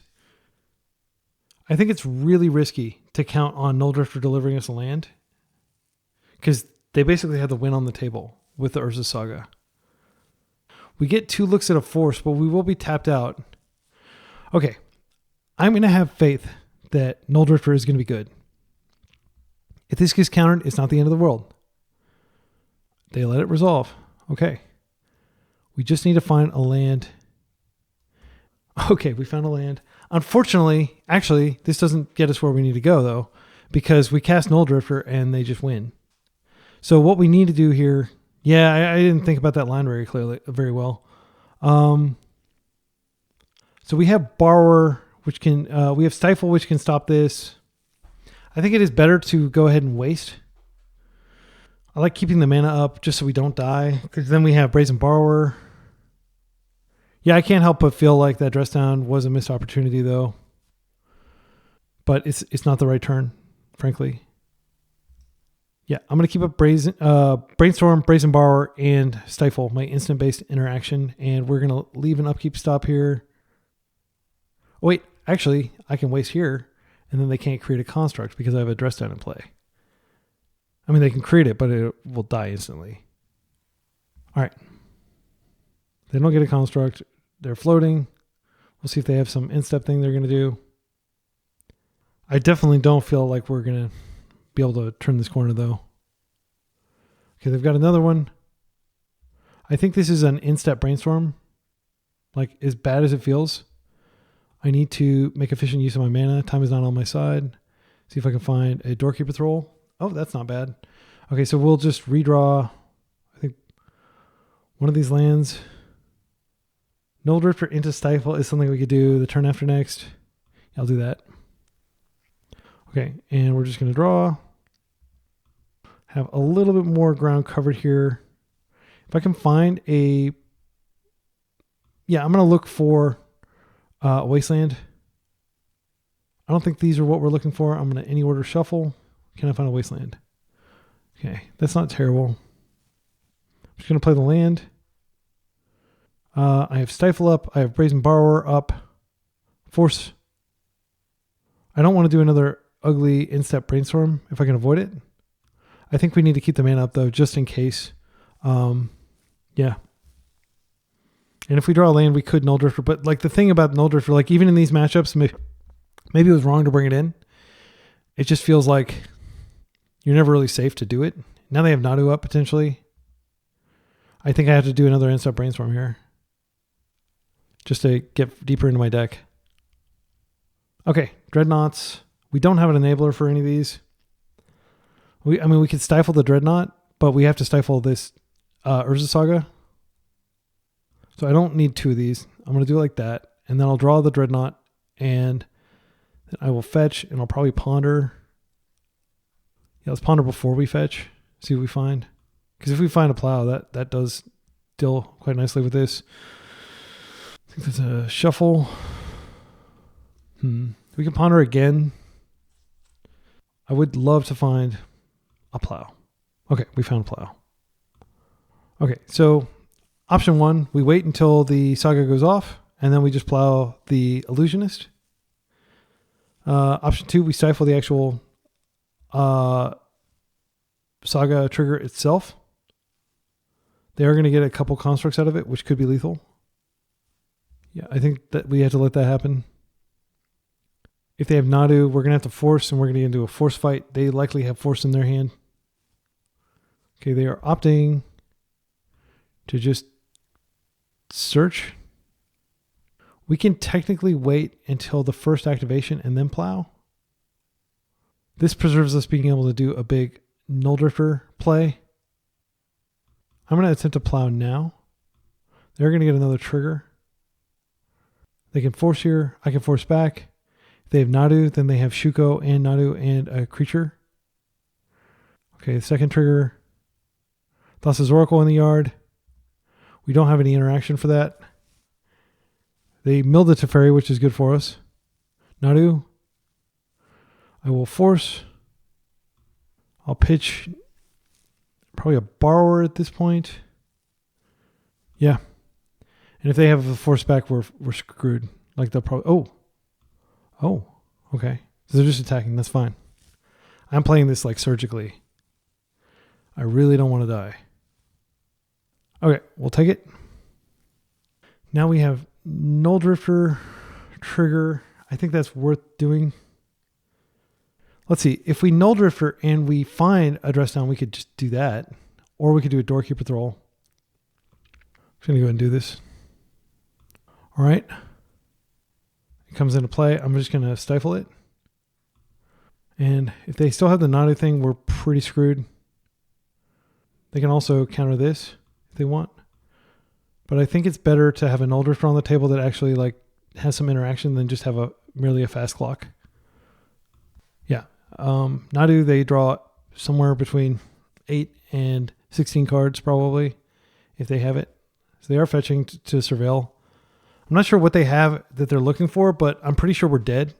I think I just didn't draw enough interaction because the Nadu line, I mean, they have the Shuko. Maybe I should have just stifled the Shuko and maybe like that's probably going to be the death of me.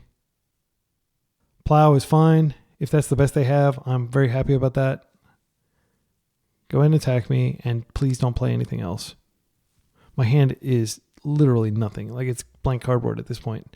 Unless I find a dress down or a Doorkeeper Thrall, which I don't. Okay, so I'm going to play this out. Like there's nothing left in my deck. I don't have any more fetchable. I have a single island that I can fetch, but I'm going to just save this for that. And I'm going to hope to draw a Brainstorm. Brainstorm would be amazing. We'll just sit here and take chunks and hope that they don't draw one of their... How many win cons do they have left in their deck? They've got like 6. They've got 6 cards they can draw that are just GG. They're pondering to find one of their 6 GGs. We have no way of getting rid of a Shuko with this deck. We definitely looked at enough cards. It's tough for me to blame the deck though, because we could have prevented them from getting the Shuko in play. But I mean, they've got 6 other ways. They kept, so this is the Nadu. And we're going to get buried. Like, I'm not going to give up completely because maybe they whiff. Brainstorm. Okay, that's like another likely... They just had to find another creature somehow. I'm going to F6 since we're so low on time from trying to avoid the inevitable. Okay, they're flipping lands, which is good for us. And it's worth noting that unless they have the actual Nomad, they can't do this during our turn. But, you know, unless we find Plow for Nadu, we're not getting out of this. And even if we do, Plow for Nadu would not be a good draw, frankly. Like, we need to do more than that. Brainstorm is a good draw. Okay, they have the Nomads. So now 2 more triggers here and then 6 triggers next turn, at least. Shuffling. Sorry, I'll stop dictating. They're basically just going off with Nadu. Dark Amoeba in hand is not the worst. So Doorkeeper Thrall might get us out of this because they can't win with Thassa's Oracle. Thassa's Oracle's already in their yard, I believe. So they would have to reanimate her. So they would need to find like a Plow for... Well, it shouldn't be hard. Let's see what they've revealed so far. Okay, they've used that Brainstorm. I know that. Okay, Brainstorm is what we were looking for. So I'm going to Brainstorm here. Okay, they'll let us Brainstorm. All right. So you're telling me there's a chance? All right, I'm going to go ahead and get the island, and we're just going to try to go to town here. They don't seem to have a Plow. Like if they can stop this, then that's the end of the game. I fully expect them to be able to with 6 looks for a Force or a Plow. Okay. Cephalid Illusionist, so we're dead next turn if they find a Plow. Another Nomad, so they can get through their deck even faster. They've used, another Nomad. Memory's Journey to put the Thassa's Oracle on top of their deck, but it won't trigger unless they can get rid of this Doorkeeper Thrall.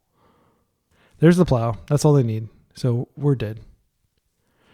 Technically, I can put the Nulldrifter on the stack and draw a Force of Will, but like if they're smart, they should be able to figure out how to draw around it. I could draw a Wasteland and potentially put a Phyrexian Dreadnought on the stack as well. They can just plow now. There's the plow. Good games. Yep. All right. One more round. And then we'll have completed this marathon of 10 leagues in, about like 18 hours or not 10 leagues, 10 matches. I played 3 games last night and this will be game 8 today. So we're not doing as well today. But that's okay. I'm still having fun. I'm still learning. We did get paired against some more fair decks today, which is cool. If you're still watching and you're enjoying this, be sure to smash that like button and subscribe. It means a lot. All right. It doesn't really. I certainly welcome it, but like I'm just trying to get better at the game. Okay. So let's take a look. Dan Deluxe 13, our final opponent of the day. They are a tempo gamer to the core. Lots of Delver in their history. Death's Shadow, which is a deck that I hope comes back. This has the combo. We have Days. We're on the play. Lots of good things going our way. All right. So I think what we do here, we just drop the island and we'd be ready to stifle their first fetch. Because I imagine they are on a blue deck that has fetch lands. And island is a very powerful card against tempo decks because they can't get rid of it. So that's fine. They're not going to fetch. I'm not going to fetch either. Just going to play a land and I'm going to pass. And then when they do fetch, I'm going to stifle that. Oh, interesting. They're not fetching either. They also have the power of island. So I can't really do anything until I find my third land, unfortunately. I mean, I guess because they may be playing stifle themselves if they're a true tempo gamer. Actually, I can react, but like there is a risk. Because if I brainstorm here, then let me talk through the line. So I brainstorm. I put back my cards that I don't want, and I'm shuffling. But actually, I don't have anything I want to put back. Hand is fine. I just want to find a land. So what I can do here is try to bait out the stifle. And then if they don't stifle, that's fine. And I can just stifle their wasteland. I'll play this. And we're chilling. We made our land draw for the turn. You could argue that I didn't need to do that, but since I've got the stifle, it can be either defensive or offensive. There's their wasteland. Okay, the question is, do I want to go ahead and jam the Doorkeeper Thrall? Knowing they have a wasteland, I think it's fine to do so. This means that they will have to waste. Yeah, I'm going to do this. Oops. And they may have like a Fatal Push or something like that, which is fine.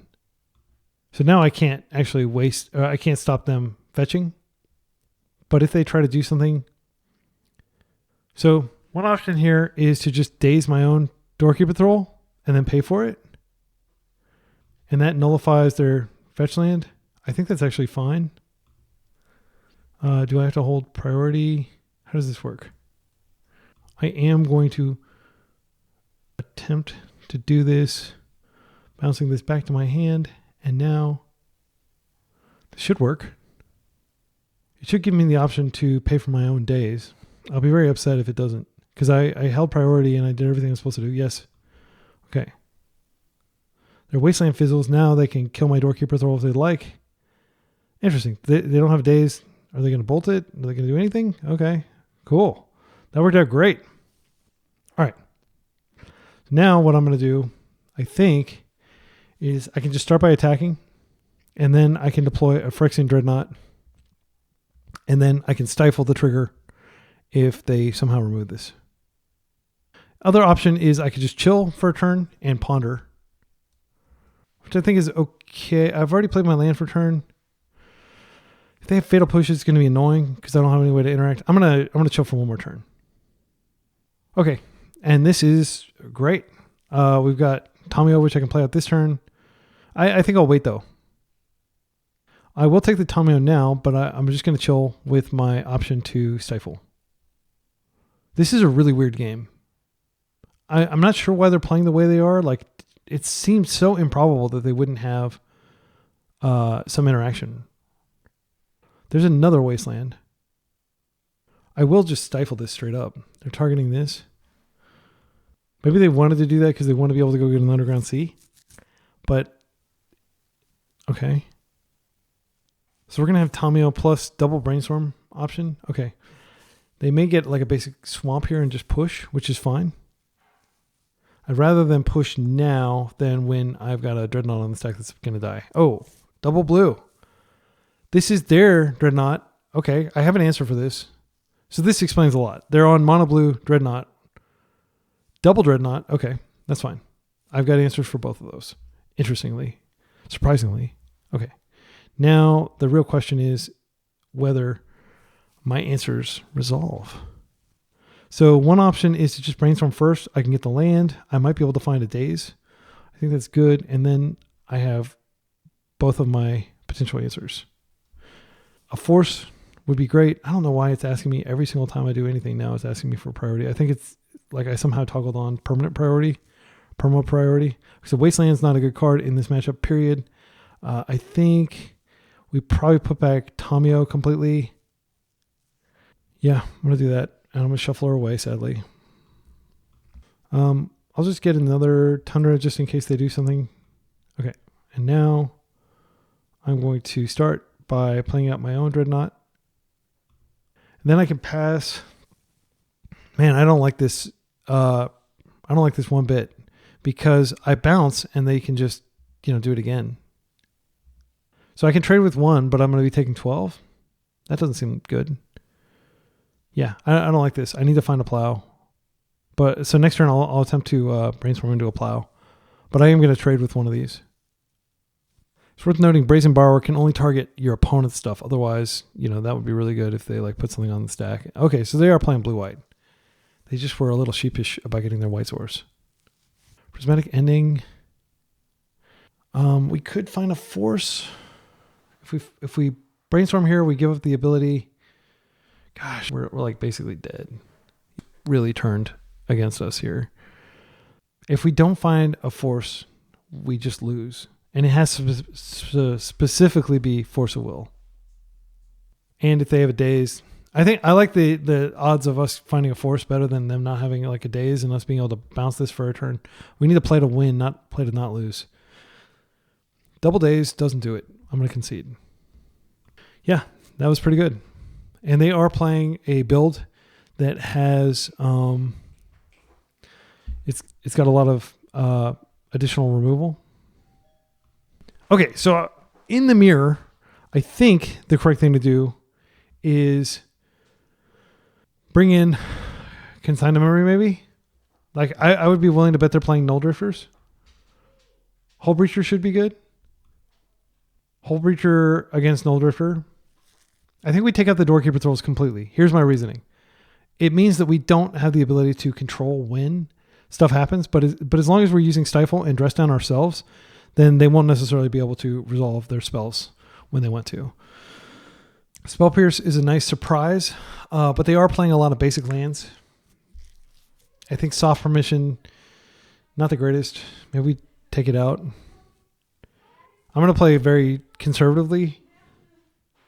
Yeah, man, like we are reducing the number of ways that we have to get Nulldrifter into play, even as we bring Nulldrifter in. It's certainly possible that we just don't. Well, yeah, I don't know. I'm really not sure how to play the mirror. This is one of the things I'm kind of feeling out. I do think cutting the Doorkeeper Thralls is correct. No, Consign stops a lot of stuff. Oh man. Yeah, I think we just chill and we wait. Yeah, well, I mean, Consign actually is an answer, like, in addition to Stifle, that's another way we can get Nulldrifter in play. I think that's fine. Then I think I'm just going to take out the Dazes. I'll leave the Spell Pierce in. And... will I leave the Spell Pierce in? I don't think I'm even going to keep the Spell Pierce in. I'm just going to go completely... like, I'm not going to waste or daze or stifle anything they do. I am just going to hope that we can win on card quality. because we do have access to 3 Nulldrifters, Hullbreacher. We can counter their robots. All right. This hand seems perfectly serviceable. I'm going to keep it. And I think we can just Island Ponder. Our goal is to get more lands in play than them, which should be a little easier considering we're not playing days, so we're not going to be bouncing lands back to our hand. So what we want to see is a bunch of lands here. This is fine. I like Tamio. Hullbreacher is okay. We'll just take the land now and we'll draw the Tamio. And so we can Tamio and they'll probably just plow it or remove it, but if they don't, we could get up a card, and every card matters in this matchup. The great thing about Consign is we can replicate it, and it's like both defensive and offensive. I think actually this is a great card in the matchup. I'm happy to be playing 4. And they're also going to be scared of us aiming stifles at their cards, but they shouldn't have any fear because we are not going to be doing that. I do want to keep the Hullbreacher. I feel like that'll be a good card, so I'm just going to play this. And I'm going to go ahead and play this out with that mana. So this way we still have Consign up if we absolutely need it. Unfortunately, if they put like a Phyrexian Dreadnought on the stack, we are going to have to Consign it before we also get the stifle out of their hand. On the draw, I may change my strategy. Or wait. No, I think I'm just going to stick with this strategy for all 3 games. I'm not going to bring Days back in. This matchup is going to be kind of a staring contest. See who blinks first. And by blink, I mean like fires off, some key card. They're not fetching basics. It's kind of terrifying. That's fine.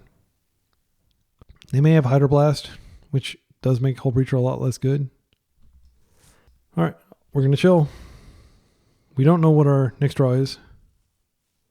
If they do some sort of like tap out for Brainstorm type thing, I think on the draw they may not have. I mean, what are the chances this works? I think they've got to be really low. I think we just chill. We wait for a Brainstorm when we have more mana to defend. This card is potentially like bonkers in the matchup. Like if they're casting a Nulldrifter and we're stuffing that. But I mean, what they're showing me is at least 2 forms of removal. I am going to get the Surveil land because I want to look for more land. I think this is fine. This is several looks at a land. They don't currently have Pyroblast up. There's a chance that this betrays us. I'm going to go for it. Okay. Rewarded. I mean, we do want lands. We don't necessarily need Borrower right now. We may not need it. It's not the best card in the matchup. It's okay. I think I'll just do it like that. Play that out and pass. They could try to like waste us and stifle us a whole bunch. That's certainly something they can do. We just have to be chill and draw that land, which I probably should have drawn. Like I should have put back probably the dress down. I'm trying to think of anything in the deck that I would actually want to dress down. And I don't think there is anything. It's purely offensive. So this is their dress down, which is fine. I'm just going to counter whatever robot they play. And if it is a Nulldrifter, I will Consign, replicate. They got a lot of mana. Phyrexian Dreadnought number 1. I think we sadly just have to Consign this once. Let's see whether that works. And then the second one, we can Consign and replicate if necessary. And people are like, oh, you didn't replicate. Now I can force it. But we don't want them to resolve a Nulldrifter. That would be really bad. Okay, that worked. Anything else? Time is fine. I don't think they have Hydroblast because I think they probably, or Pyroblast, I think they probably would have wanted to Pyroblast there. So we may be able to get like a free card off of Hullbreacher. Will I force to protect Hullbreacher? Depending on what's on the stack, if they're trying to Tamio, probably I think I should, because that would be like 3 treasure tokens and stuff 3 draws. We've got a lot of mana, which is great. It feels good to have mana. So what I would probably do is I would Hullbreacher and then pitch dress down to force and then keep up Consign. But as long as Hullbreacher's on the table, assuming they can't remove it, they They could have Plow and just not have Pyro, or they could have both, and then I get completely blown out and my hand's gone. The fact that they're playing Prismatic Ending is scary because they have just a lot more answers than I do. If I can get even like 3 treasures off of a Hullbreacher, it'll be so sweet. My opponent's going to combat, which is fine. Post-combat, I mean, they should just wait. They should probably identify that there's like no benefit to doing anything here. So if we let this go, then there's definitely a chance that they just crack the second one and expend more mana. So I think we let this one go. And then the next one, we attempt to Hullbreacher. Because they may think that like flipping her is the correct play, but I actually think that's not the correct play. Okay, and they agree. They're not going to flip her, which is smart. So the question is, do I want to go ahead and attempt to get the Hullbreacher on the table? It's extremely fragile right now. If I try to do that, they could go ahead and flip her in response. I think I'm just going to wait. This waiting does not favor me, but I do have 4 Tamios in my deck too. I'm just going to hope that they panic and do something and that my nerves of steel hold, even in the face of them howling mining me. I'm going to pass. And the problem is I just can't double spell with safety because they almost certainly have days. I can stuff this. I think it's fine. I'm going to try to stuff this. Hullbreacher. They may brainstorm in response. They may just blast. I do feel like dress down has to be the pitch probably. Okay, they're forcing, which is a good sign. You know what I like to say? You're forcing, I'm forcing. I think we do dress down here. Borrower is an answer to them eventually flipping her, which could be the death of us. I don't think there's a world in which they would blow us out with the blast here. They are brainstorming on top of that. That's fine. So they are going to flip her, but we are going to have Hullbreacher on the table. And yeah, they're likely going to find an answer. So I think we probably lost this game. Maybe we lost our nerve, and if we'd held longer, we would have been okay here. Did they find a Pyro? Okay, so it's resolving. We get a treasure. Do we get a treasure, or are they just going to plow now? They have 2 cards left in hand. They can't draw additional cards, but they do have Tamio. We have Tamio kind of under like our own little vice grip, but they're fetching now. Interesting. Okay, they're surveilling during their upkeep to maximize their looks at an answer to Hullbreacher, which makes sense. I'm feeling incredibly vulnerable. Phyrexian Dreadnought to the graveyard. This is not about that. Everything's about the Hullbreacher and removing it. They are going to be able to minus and get a plow back next turn, so we do have to successfully get an attack in against Tamio. There's the plow that I was deathly afraid of. Yep. That's the way the cookie crumbles. All right, and what I'm going to do here, I think I'm going to go ahead and just, I could borrow Tamio back to hand. I could wait a turn. I think we borrow now, and then, yeah, they have to redeploy. Yeah, I'm going to do that. I'm going to go ahead and fetch first. Stifle's the last card. They got me. All right, we're just going to go ahead and leave the island in the library, I guess. I'll go ahead and do this now because I can deploy it, and I don't want them to have any more turns of value. They don't have Hardcast Force up right now. Okay. Tarn is pretty bad. I think I'm going to play it out, though. We need a shuffle effect anyway. I'll just wait till end step to put this in, just in case I need to do the mother of all consigns. I can't imagine why I would need to do that. Okay, and now we're just going to put our borrower in. Just be mana efficient here. Do they have a force? No. They may have blasts. So we could consign the trigger if she flips, and then we can start attacking. That seems incredibly weak. I think I'm going to attack first and see whether they... I mean, they're not going to block, obviously. No, I don't know what I'm saying. I am going to go ahead and plow this, though. And if they have Brainstorm and they're just sandbagging it, that's like absolutely devastating. They have Brainstorm. Incredible. Incredible. All right, well, I'm going to use my last card. And I am going to just replicate this a bunch. Oh wait, I have to wait till it actually resolves. So the trigger goes on the stack and then I can do it. But I am going to, well, I mean, they can just do it again next turn. They can just do it again next turn. Okay, well, we did not, I'm not going to use my consign. Yeah, I'll let that resolve. Yep, that's feel bad when we're already down a bunch of cards. I didn't want them to get their card draw engine going. And technically it's not going anymore now. They've got this thing. That's fine. Now we don't have a way to end it. We have one more Brazen Borrower in our deck. The best draws, again, like Nulldrifter, we have 3. I don't think drawing a Phyrexian Dreadnought is going to be good enough at this point. They can just minus and get a plow. It's an activated ability. We can't consign it. What is this? Nulldrifter. So I'm just going to pay all the mana. Okay. We're going to do it for 4 or for 3 replicate. Okay, and we'll just target each one with 2. All right.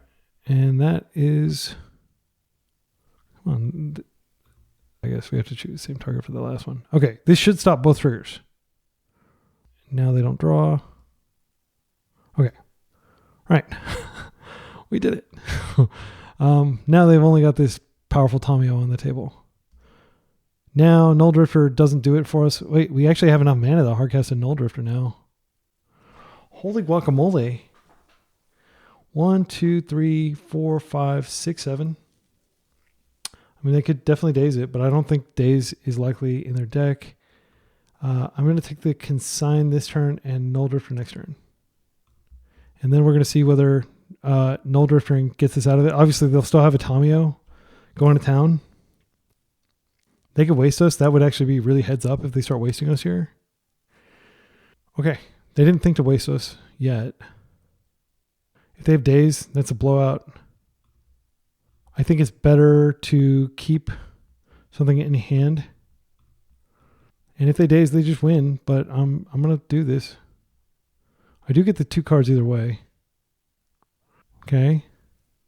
Now we have Stifle for their Tamio. What is this? They're probably just, they're just hardcast forcing it. That's fine. Yeah, we got some cards out of it. And they don't, like, the reason why they may not be doing this is they may have their own Nulldrifters they're drawing to. Like, they could minus and they could try to go find a Brainstorm.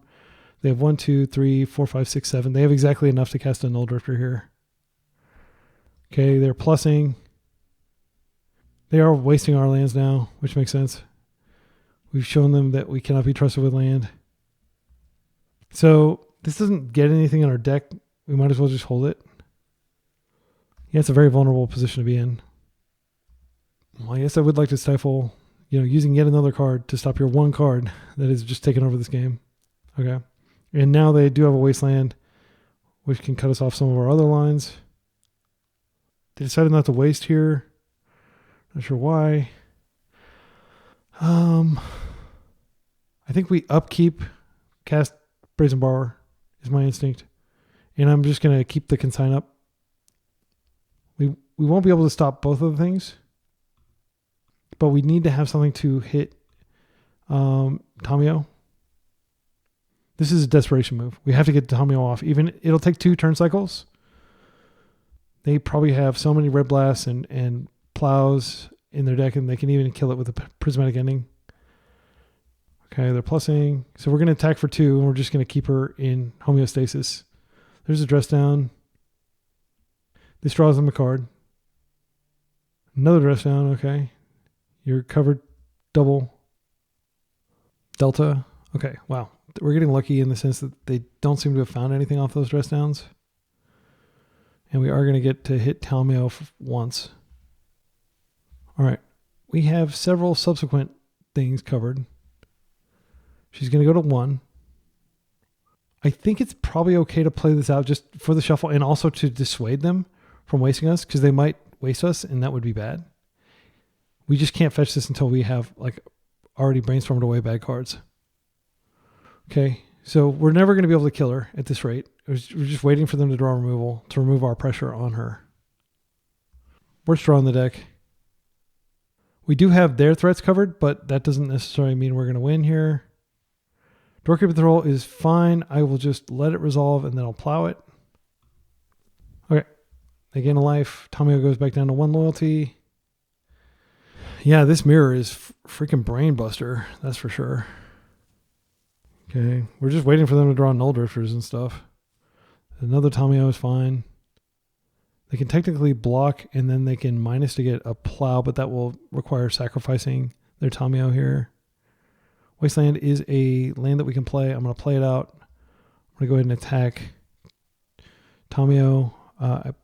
Oh no! Before blocks, I'm going to go ahead and plow this because I'm a fool.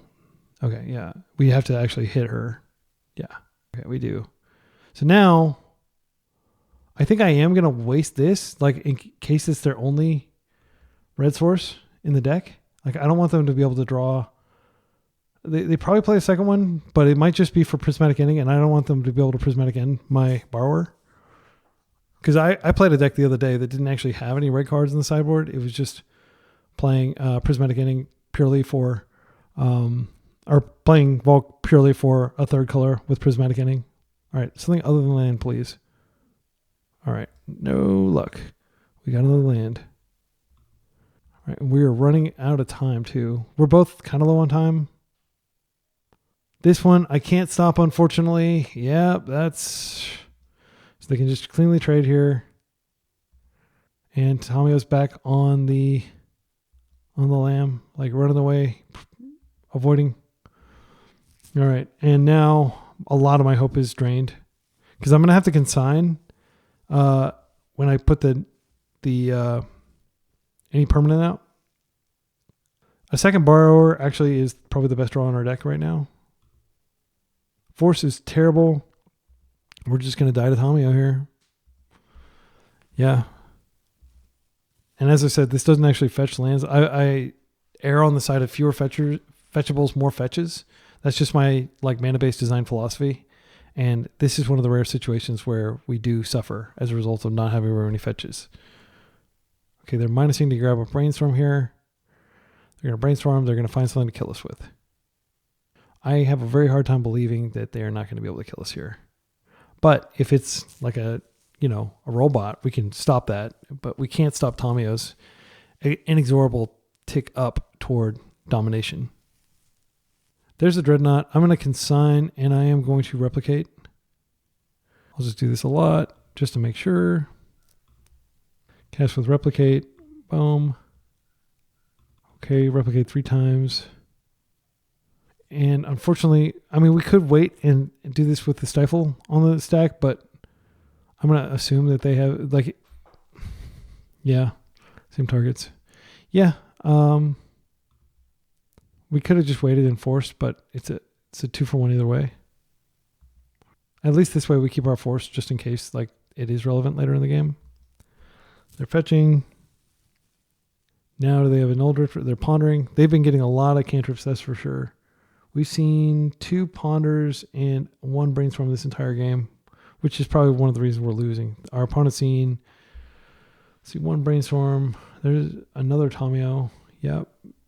Yeah, they haven't seen that many. Let's see, 1, 2, 3, 4, 5. That was even a lot more than us. A brainstorm would be great here. I don't think there's any hope. I'm going to keep playing it out, though. I don't think we've exhausted their win cons. Let's take a look at their graveyard. 1 Phyrexian Dreadnought.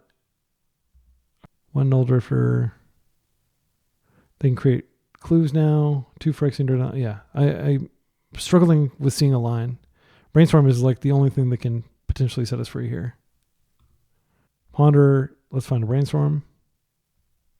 Hardcast Force dashes this hope. They're cracking a clue here. This is Shuffle. Another Ponder. We just desperately have to find some action here. Phyrexian Dreadnought and Stifle is not strong enough. Our own Tamio, too slow, sadly. I think the only thing we can find is a Brazen Borrower. Brazen Borrower gets us out of this jam, and it'll be a couple turns before it does. And then, of course, we drew a waste. I'm going to play it out, though. Because even if we do find Brainstorm, we're not going to be able to shuffle away like all the bad cards. Wasteland at least taps for mana, so we do have Hardcast Force up. Okay, they're dramatically outdrawing us. I mean, we play 4 Tamio, but I did just throw one back. But it's like the thing about Tamio is the same kind of thing that people complain about Frog about. Like whoever gets their Frog first is going to win the Frog War, and it's certainly the case with Tamio as well. So Brazen Borrower, we bounce this, we get something in play to stop this. That is one line that assumes that our opponent doesn't have a whole lot of interaction in their hand. Nulldrifter is going to flip and kill one of the Tamios. I think we have to let this resolve, sadly. So one of the Tamios is going to die. They have the creature that we can happily feed, the Annihilator. We have plenty of life. Now we just need to draw a plow, but I'm not going to force this body. Oh, they evoked it. So they do have to do something here. So this is a stifle. I don't think we interact. We need a lot of cards to make our own thing work. Yeah, we're dead.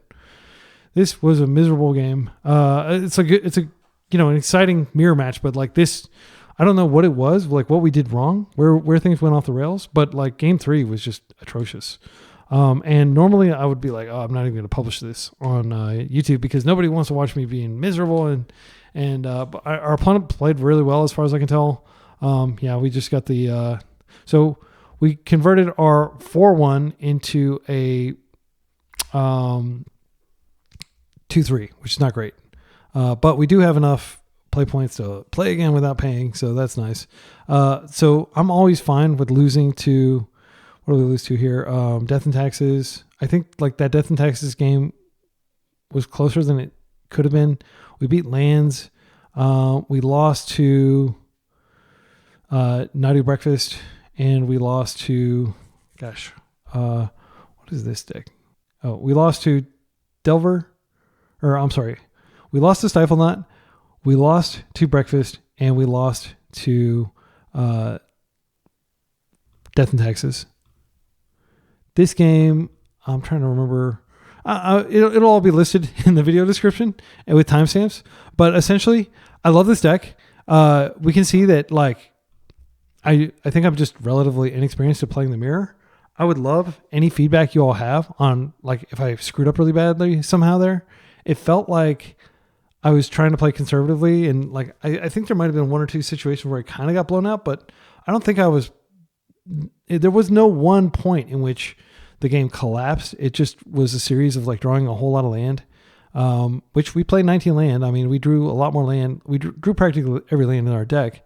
So that's part of it. But when we were playing 4 brainstorms, 4 ponders, I mean, granted, we didn't draw that many of them, but it feels wrong to blame your deck for flooding you when you do have a higher degree of agency and control over that than normal. So this is kind of like something like old Uncle Be Excellent is going to give you some war stories, but like, it's not really a war story, but so much as just like a thing that I've learned through over the years is variance happens and you can feel salty about it, or you can just accept that like it's happening to your opponents too.